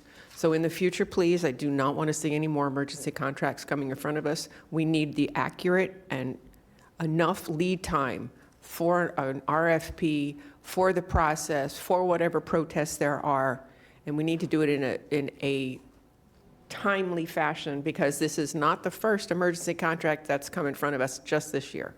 So I appreciate that. Thank you. Commissioner Yes, Commissioner. Flores, you're recognized. So regarding that process that we're going through right now, you called that an ITN? Just Commissioners. Can you explain what ITN? Yeah, it's invitation to negotiate. So versus the request for proposal, this allows more flexibility. As you remember, last time you've asked us to look at the best vendor, not necessarily based on price, but based on qualifications and what they can do. In the last solicitation, this solicitation also includes brokering a number of positions that we currently have for reservation scheduling and so forth, as well as them providing, a vendor providing the necessary software and technology that would allow us to be more efficient and so on. So this, the ITN itself is a little broader than an RFP, and I guess. So when is that process? Talk to me about that process. That's what I'm interested in. So, yes, Commissioner. So when are we receiving submittals? When are they being reviewed? When are they coming before your subcommittees, and when will they make it to us? So it was released a few months ago. A number of prospective vendors asked for more information. There's been a big round of questions that have come up, well over 400 or so public information requests that have come forward. So the item itself right now is ready for them to bid on, and then it will give us an opportunity for us to evaluate it, which we anticipate to have your. So you said it's going to be available to bid on. When is that opening? It's already been issued. The ITN has already been issued, Okay. as Ivan mentioned. So right now we're responding to questions, and our goal is to get that back before the board for some sort of decision in December. So hold on. So you you're fielding questions, and that's going to come to us before December? No. Sorry, we're bringing this item back to you in July. So the proposals are due next week, the 12th. And then we will start the evaluation process, hoping to go to selection committee in about a month or two after the process. And then we would be bringing back to the board for recommendation, correct? Okay, but and the when you say proposals are due next recommendation, week. are going to be able to ask questions of these vendors? So what happens is during selection committee, the already selected group would be asking those questions of the vendors. Once we narrow down with the ITN, it gives us an opportunity to negotiate with one or two or more vendors at a time, which the RFP normally doesn't allow for that. And so once we have those vendors narrowed down, then we would be coming back with recommendations, and the board will then have the opportunity to give a decision and ask questions of those vendors. When if you say necessary. recommendation, are we going to be allowed to select the vendor we? We will have selection committee, and the selection committee generally So you're going to chooses- recommend one to me? Not Or the two? necessarily. It can be more. With the ITN, we are able to recommend more than one vendor to bring to the board, which the RFP generally did not. So, Commissioner, so the selection committee will bring you recommendations, but obviously, as the commission, you make the final decision on one or more of those paratransit agencies. And the you want to idea work is that we should select two, correct? Currently, we're working with two, but if the board decides they want to do more or less, it would ultimately be your decision. Right, but in the past, we got into that problem where we selected one, they had issues, and then we were left scrambling. Yes, sir. So the ideal would be that we probably select two. But I don't want to be recommended just two. I would like to have a handful that come up here. We get to get a presentation from them, and we select. You will absolutely have. Because I've gone down this path since I've been up here about you guys making the recommendation, and we just do a rubber stamp. No, understood. I don't want that. Understood. So you'll definitely receive recommendations from the selection committee, and then we'll work with procurement to make sure that you will see everything that came in, all the agencies that were presented. If the board wants a presentation, obviously from each. Well, that's my up to the board. recommendation is that you bring the top, I don't know, at least three. Yes, sir. If we should look at possibly doing two, then we should have some options up here. Yes, sir. So I don't know how you work that with the recommendation board or your selection board, but I don't want to rubber stamp something here. Understood. Because you just heard Commissioner Marino say, this is an extension because of how late we got into this process.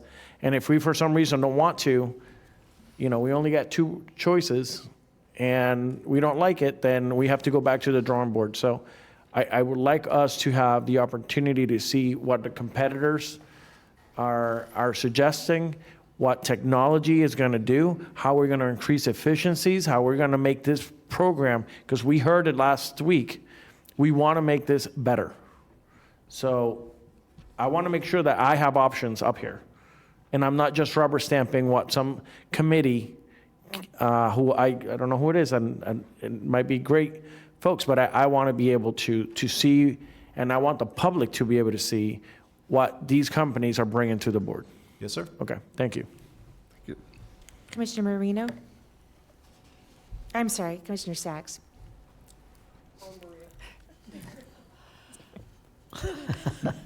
We're so lucky to have two Marias in the same board. Tell you, one on the right and one on the left. Mr. Brown, how are you going to do this? Commissioner Flores gave you a very good direction. Now, how are you going to approach that with all of us? Because it's important. As Ivan mentioned, Mr. Navarro mentioned, so we did an invitation to negotiate versus an RFP. So that invitation to negotiate will allow us to take a look at multiple paratransit providers to bring those multiple agencies to the board for a decision. That's what's important. You take a look at them. If they fulfill the necessary requirements, then you let us make the decision. How are you going to do that? You would definitely make the decision. The selection committee will make recommendations, but you as the board, you will make the final decision. I understand that, but that's what he was talking about. The selection committee will make the choice. No. Give all of that to us so we can make the decision. Is there any, and what I'm saying is, how are you going to approach that? Hold on. All right, sir. Attorney Adi? Just to clarify, Commissioner, the selection committee does the vetting, make the recommendation based on a presentation, and then they bring it to the board.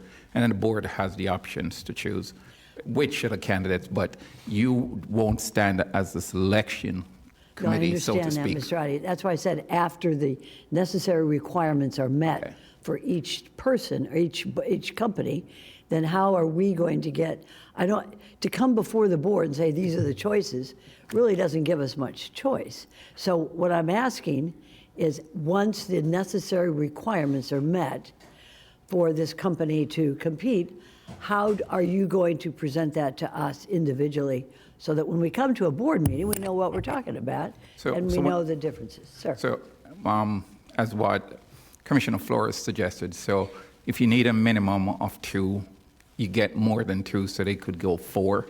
And then that a selection committee vets and determines that are the ones that they recommend.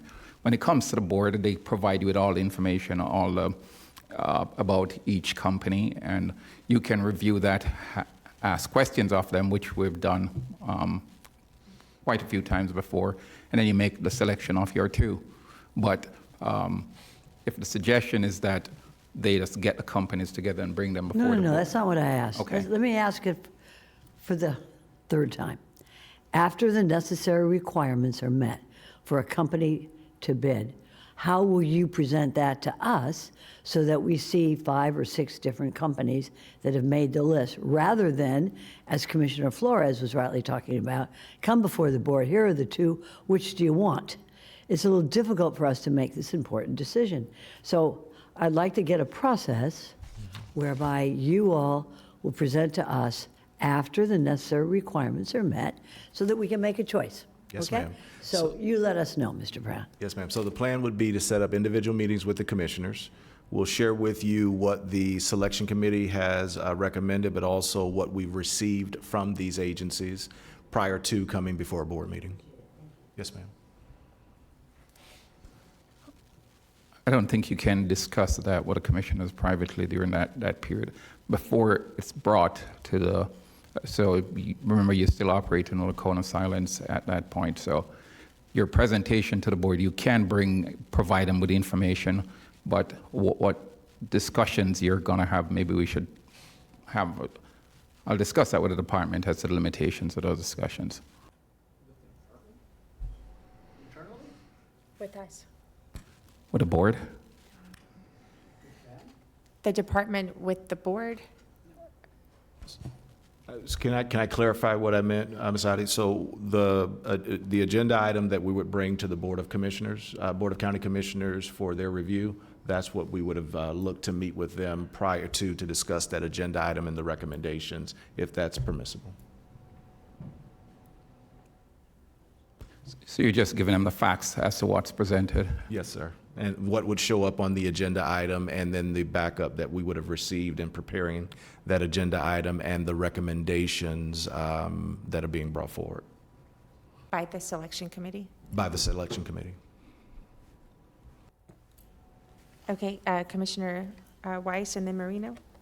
Yeah, this is just back to our attorney, but this is our staff. They're not under the cone of silence. Yeah, I think I misunderstood what he said, but what he just said is. All right. I hope I can talk to them. I want to talk to them.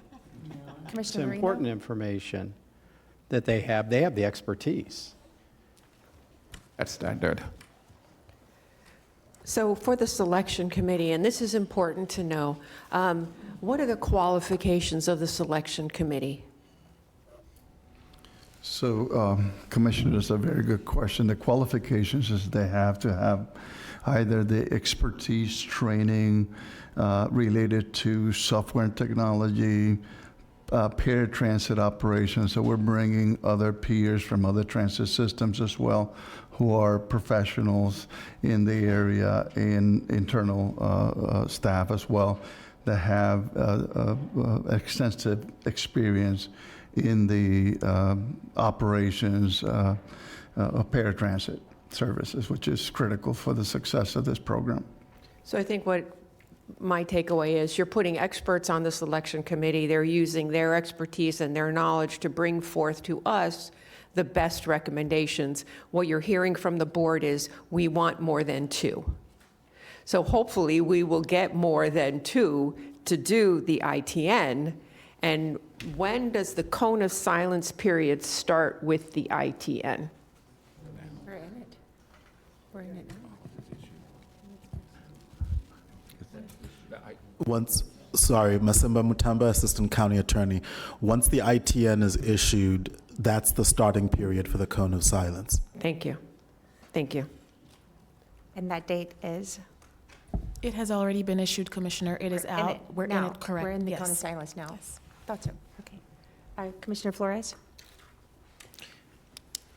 So as Commissioner Marino was asking that question, the first thing that came to mind was, what if there's how do you vet conflict of interest? And what if you bring an expert that's already using one of these vendors?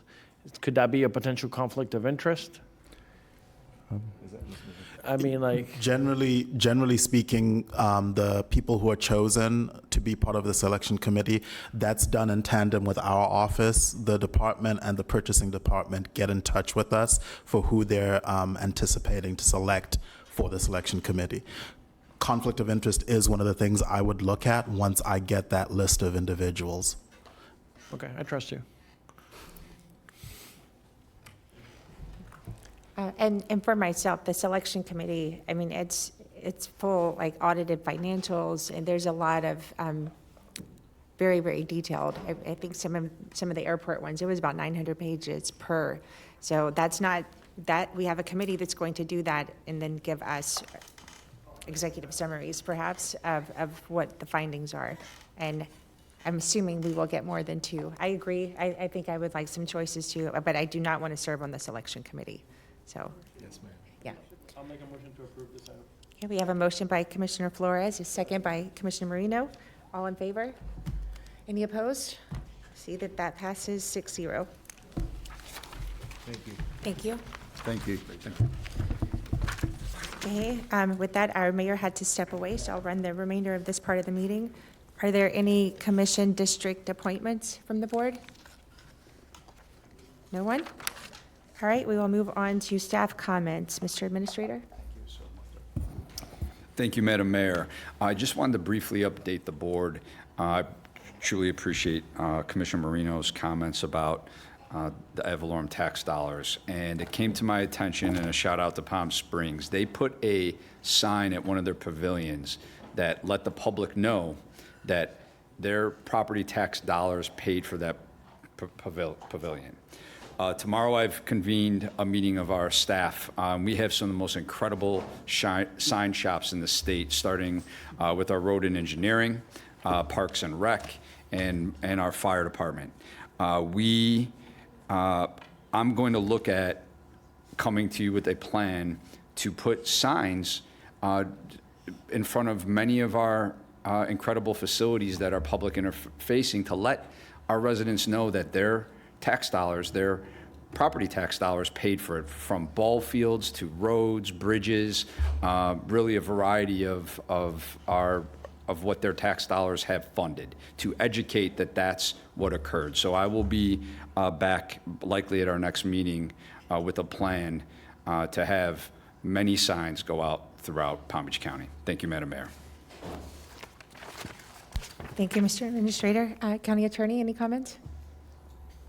Yes, I do. And to sort of dovetail from the administrator's point, I wanted to start to discuss with the board the parameters that we can travel under with respect to communications based on the property tax constitutional amendment. I wanted to emphasize more than anything else what is prohibited and what is not, as far as county commissioners. And one of the things that I must say from the outset is there's a very sparse legal guidance, because the amendments that are relevant were passed in 2022, and we haven't seen much in terms of the court. So what we have is what the statute tells us, and sort of gives us some guidance.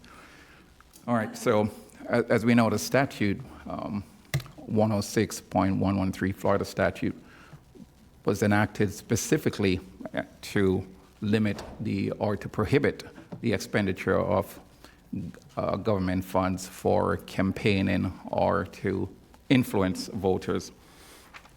And the prohibition for us is that we can't advocate as using government funds, or we can't send information to the voters whether it's factual or not, we can't send. We can post on our website is one of the things the statute says. For example, the statute says we can report on official action used in local government's body in our discussions here, posting factual information on a government's website or on printed materials like pamphlets here, or we could host and provide information at a public forum, provide information that is otherwise authorized or required by law. And all of that we can do as a governmental body is only facts. As we have mentioned before, to educate. What we can't do is we can't advocate. So to the extent that we would want to suggest support for the amendment or against the amendment, that is prohibited. Now, what the statute did not prohibit is your First Amendment right. So even though you can't advocate as a member of the government body in your professional or your official capacity, you can do it in your personal capacity. So for example, if you're at a civic function and you can speak as a politician, you have that right, your First Amendment, you can advocate.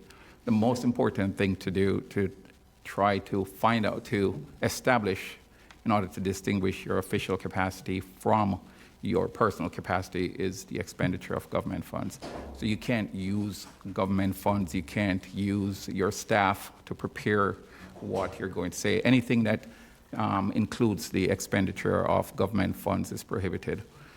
But you can certainly, for example, on your personal social media account, you could say whatever you want to say. You could say support this or you're opposed in this referendum. You can do that. You just have to make sure that you're not using the county's official social media. But if you wanted to use your own personal, you're free to do that. The communication now, as Jodis mentioned about posting, one of the things that we're not clear on is the definition of send. Send. The statute says we can send information in our official capacity using government funds. So we talked about whether or not posting a sign is actually sending, because the sign we saw yesterday was a sign that was posted on a bridge. And while that might be in a gray area, I think we're okay doing that.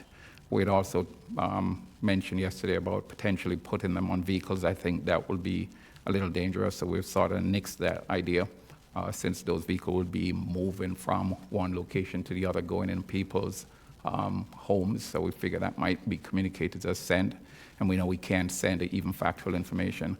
But as far as posting, I think you can do that.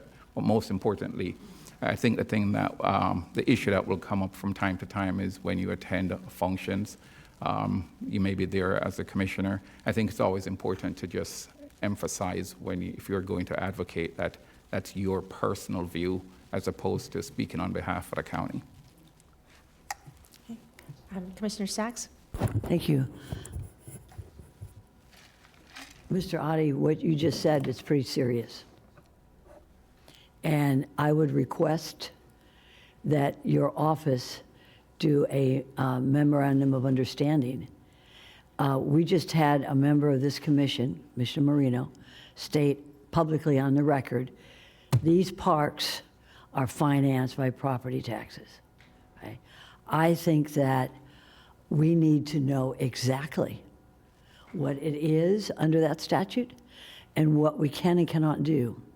Because to post a sign on a park or a library, this facility is financed by your property taxes, is a statement that we are able to do. However, as there's no court documentation and there's no court hearings on this, you're going purely by statute, I would request that you do this very carefully and that you connect with the FAC, Florida Association of Counties, as to what they're doing as well.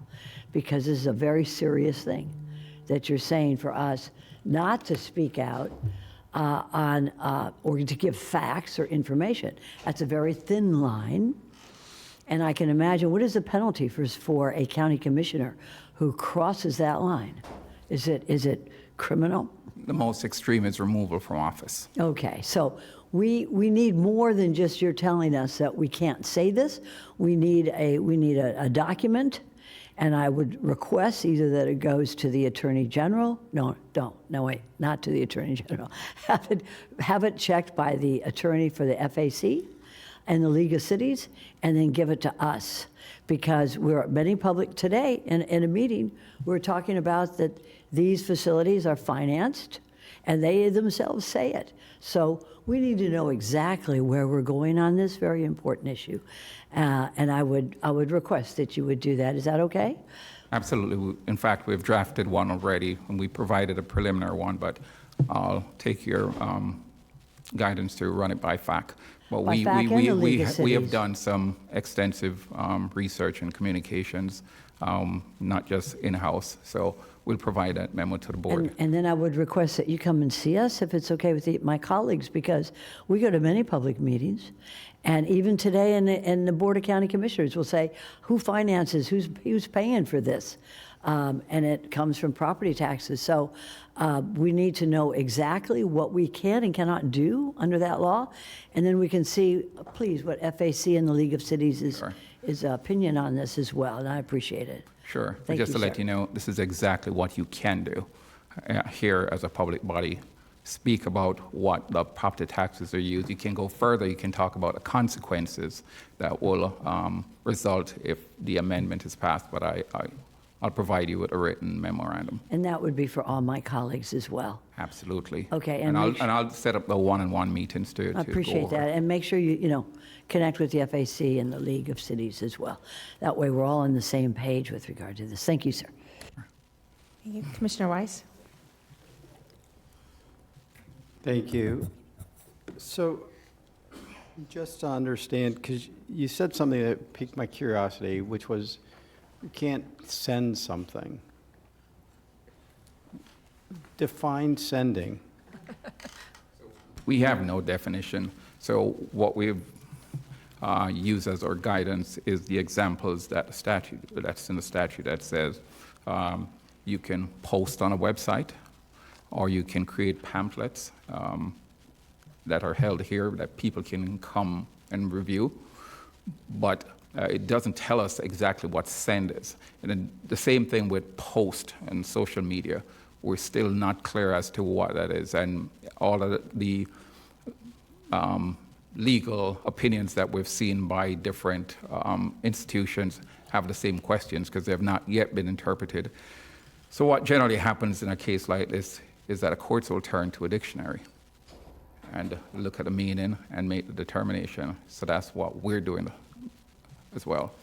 But we believe if we can post it on a website, we should be able to post it at a location. Whether or not that location is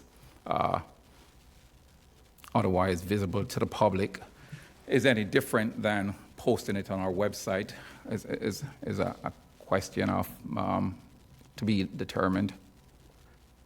It would seem to me that anything that we could do electronically. Now, for example, you don't send TV, right? Say again? We don't send TV. We don't send video. No.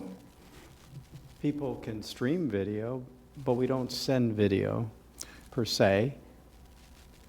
So you mean as the commission meeting?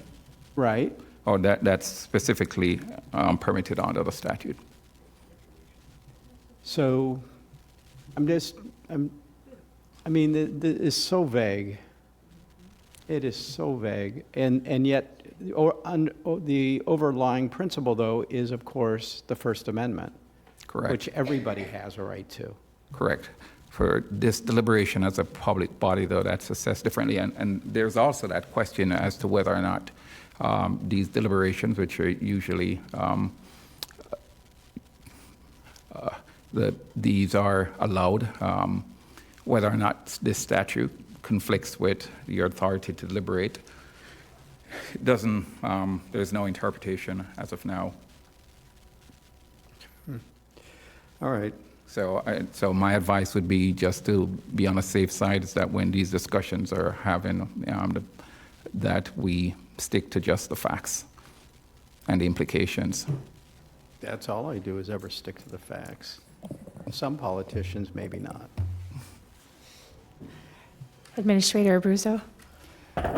Thank you, Madam Mayor. Mr. Adi, we are simply going to do a sign check. I want to make sure all our sign facilities are operating and working in every part of the county. Thank you. Commissioner Marino? Thank you. So if the county were to do a pamphlet, the pamphlet would not say vote yes or no, because that would be advocating. The pamphlet would say X amount of dollars in ad valorem dollars collected went to pay for this park, that field, this service, that roadway network. Is that correct? Because Yes. that is stating a fact. That's a fact, and that's just educational. And we are allowed to print that and have it in the building, but we are not allowed to send it out? Correct. Cannot distribute it. If we were to take that pamphlet with us when we were speaking in the position of a county commissioner at an HOA event or something like that, would we be able to hand that out? No, because you've used government funds to prepare that document. So it has to stay in the building? Correct. If we were to prepare a document like that using our own personal dollars, could we then hand that out? On our own personal time, our own personal money? Without any staff or anything, just your Maria Marina's document? Correct. Oh, absolutely. Okay. Thank you. Commissioner Sacks? Please, Mr. Adi, let's not discuss this until we look at it more carefully, because if Commissioner Marino is appearing as a county commissioner and she does all her own money and somebody asks, well, are we going to have our beautiful library here at Canyon? Are we going to have our ball fields if they pass the property tax? She needs to know if she is crossing the line on that statute. That statute has never been tested. This is a big deal for Palm Beach County. Please, before you give any legal opinion to us right now, if you could give us a written memorandum of law that specifically states what we can and cannot do, because we are in a difficult position. You know how many times we get asked that question? But I can say, okay, I'll call you back on my cell phone, but I'm a county commissioner. So we need to know exactly, specifically, what we can and cannot do, because she could be in trouble. No, she wouldn't be. I told her that because that's stated in the statute. You maintain your First Amendment right as an individual if you're not using county resources. She's a county commissioner. She's there as a county commissioner. It absolutely makes the distinguishing, it absolutely distinguishes between a commissioner and when in our official capacity versus our individual capacity. There's nothing that prohibits a commissioner. You don't lose your First Amendment right when you're acting as a private citizen. But she's not acting as a private citizen. Would you please explain it? Because I don't understand how this is going on. If she's at an HOA meeting and Commissioner Marino or any of us, somebody says, what is going to happen with this property taxes thing? I'm sorry, I can't tell you, So if you could just tell us and give us examples after you speak with the FAC and things, because this is something that's coming up soon, very soon. And we're all being tested by it, and I want to make sure we don't get in trouble. If you could do that as soon as possible. Mr. Adi, do you think so? Absolutely, Commissioner. Thank you, sir. I appreciate it. Okay, no more lights. I would actually like to thank you for this. I actually called last week to discuss this because, as you said, we're getting questioned about this constantly. I had a couple of questions for you when we spoke on the phone, because if we are attending an event as a commissioner, we're invited to speak at a Chamber of Commerce or something, and we are questioned about it, we are allowed to respond, in my opinion, Yeah. So you still maintain the right, your First Amendment right, and there you're not an official county business, but you're called there because they know you're a commissioner. I think it's important to just explain that you are there in your personal capacity and that it's your personal opinion, not speaking as a county commissioner. So I think either, it's going to be tricky for us. It's going, where this will be watched.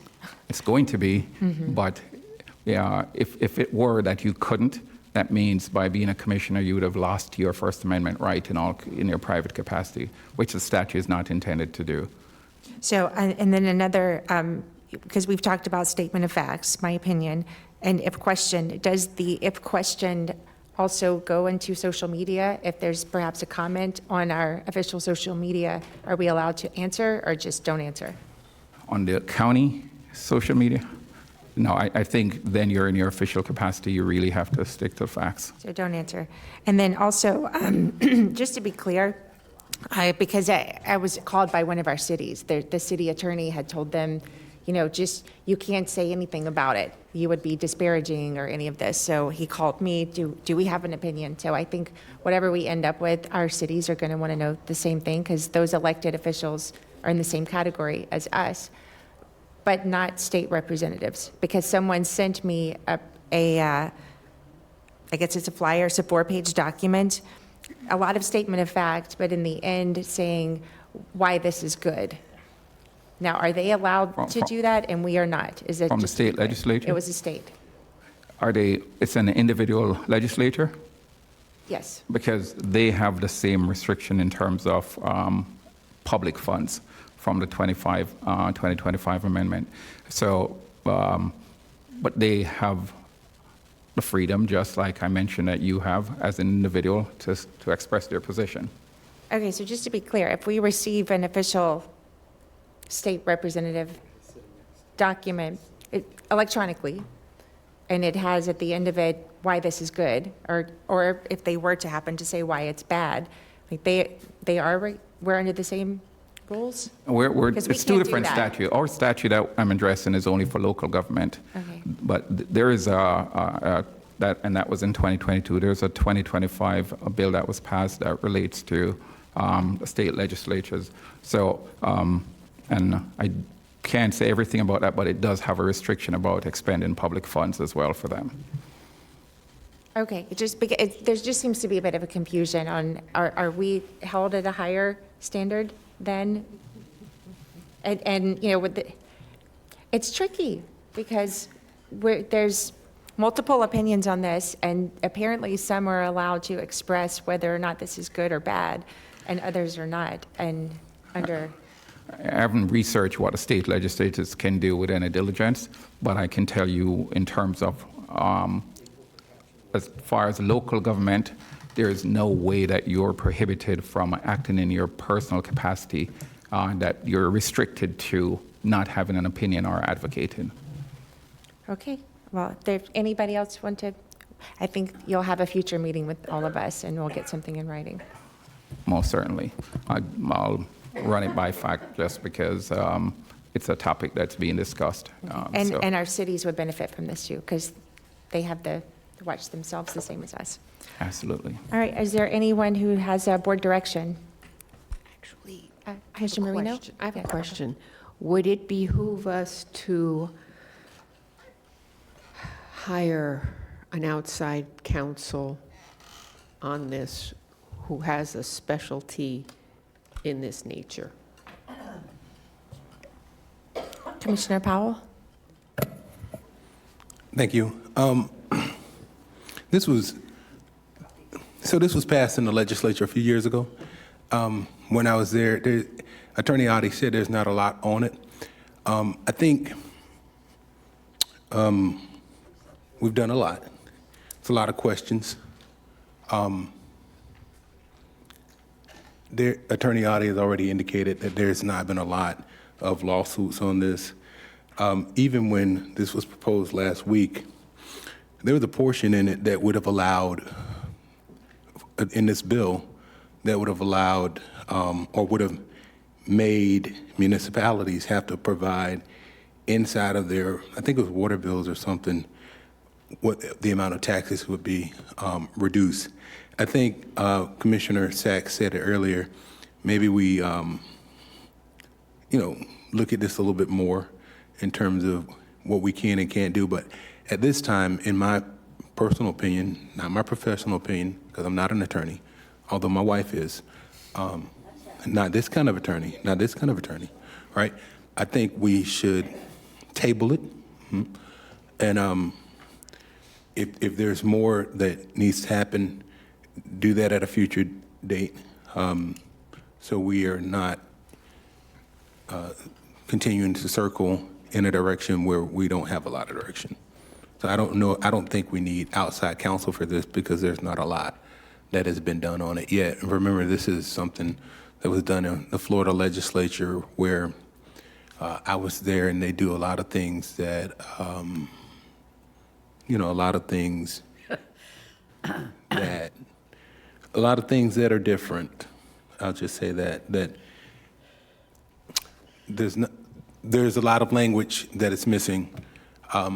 You asked about definitions. There's a lot of bills that have passed that are not narrowly tailored or defined. So I don't think that's something that we would need to hire outside counsel for, unless we just wanted to spend the money for them to tell us exactly what Attorney Audie's telling us. No, I think what I would suggest and what I would hope is that if Attorney Audie felt he wasn't getting the right information and he felt he needed help with it, it would behoove us to get that. That would be up to the attorney. He could suggest it for us, whether one way or the other. If he felt that it was outside his purview or outside his skill set, and that there is somebody out there that may be able to do this in a more efficient manner, then I would not be adverse to that. I'm just suggesting whatever tools we can use to get us the best answer, we need to make them available to us. That's all. Attorney Audie and Commissioner Sachs, would you? Appreciate it. David Audie's an excellent attorney, excellent.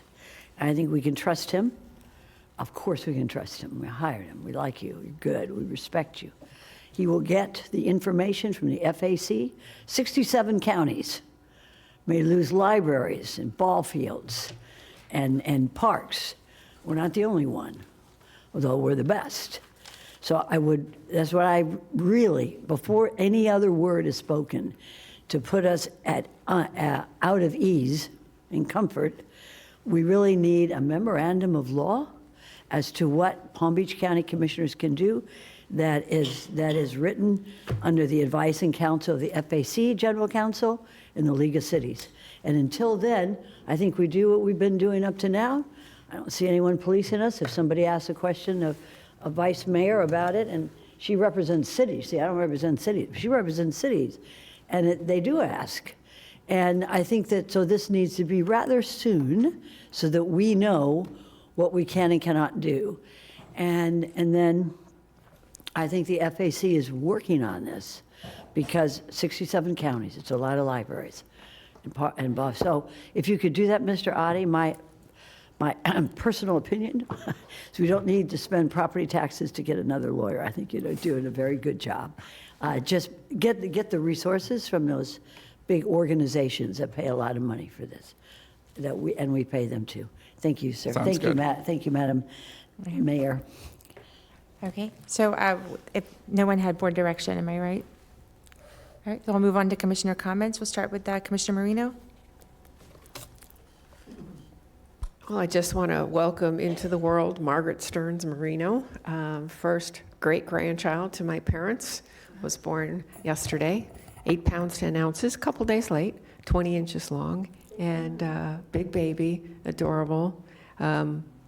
It's amazing how much love you might have in your heart, and then all of a sudden you've got this little tiny bundle of joy, and you didn't even know it's overwhelming and amazing. And I just want to wish my nephew and his wife a very happy, healthy baby. Thank you. That's all. Congratulations to them as well. Commissioner Flores? No comments. Commissioner Weiss? Thank you, Vice Mayor. 2 things. If anybody's looking for kittens, we have 3 that are graduating, going to Peggy Adams. I think they'll be there tomorrow. And then we have 6 that we have from the ACC, and they've still got a few more weeks to go. So, but they're all great kittens, and I'm sure there's plenty of others out there. But just reminding folks, our dogs and cats need good, loving, permanent homes. And on behalf of District 7, I would like to request an off-site proclamation honoring the life and legacy of Mr. Samuel Bruce McDonald on June 13, 2026, and approval for an off-site proclamation recognizing the John F. Kennedy class of 1966 class reunion on June 14, 2026. Okay, we have a first by Commissioner Weiss, second by Commissioner Marino. All in favor? Any opposed? See, that passes 5-0 for 2 off-site procs. At the end of your comments? Commissioner Sachs? Thank you. Thank you. I want to thank everybody for the exciting time we had on the Ag Bus Tour, and I want to thank my colleagues for suggesting it, and then for all the public input that was received afterwards at the Canyons Library. We had a good time on the bus. I haven't been on a bus tour, I think, since middle school or something. It was just the other day, actually. But also we had, it was very interesting, I think, to see what was going out there. And especially there's a great scene where the vice mayor is petting a horse. I think the horse is really enjoying. I hope we captured that picture. And we saw Commissioner Flores there at the Delray Marketplace, and our county administrator Abruzzo was there to give a speech to the farmers and to all the interested parties. Mr. Rudder was there through the whole thing. It was really very, very nice. And Tanti Agudi for the new baby, Maria. Really, it's a what is the baby's name? Margaret Stearns Marino. Oh, very nice. So we have the same initials, MM. M&M, thank you. That's a beautiful thing to be at. Now you're a real Zia. You're a Zia. And also to Commissioner Weiss for taking care of the meeting there at the Canyons. Appreciate it. Thank you so much. Thank you. So on behalf of the mayor, I actually asked Big Dog Ranch to come forward. We have a dog here who's been here all day long, very quiet, good girl. Her name is Evie. You could just bring her forward. The cameras will find you. Let's see. Evie's journey has been one of love, resilience, and devotion. She was rescued from a high-risk shelter in Tennessee while pregnant and in need of a safe place to welcome her babies into the world. Thanks to Big Dog Ranch Rescue, Evie was given the chance to do just that. After arriving at the ranch, Evie lovingly raised her litter of puppies. Oh, there's the proud mama. And we're happy to share every one of her babies has found their forever home, and now it's Evie's turn. This sweet girl has a calm, gentle nature and a heart full of love. She enjoys spending time with people, gets along well with other dogs, and is wonderful with children. Whether she's relaxing by your side or soaking up affection, Evie is happiest when she's with her family. After being such a devoted mom, Evie is ready to start the next chapter of her life, one where she can be cherished, spoiled, and loved by the way she deserves. Could your home be the happy one she's waiting for? 28 pounds, 2 years old, and just adorable. If I could take 4, I would. So let's keep the streak going and get this beautiful girl adopted. Thank you very much. Thank you so much. She's been a good girl here with us all day. And for myself, I did get to pet a horse. She was also pregnant, so lots of mamas and babies around here. Have a good time in Palm Beach County.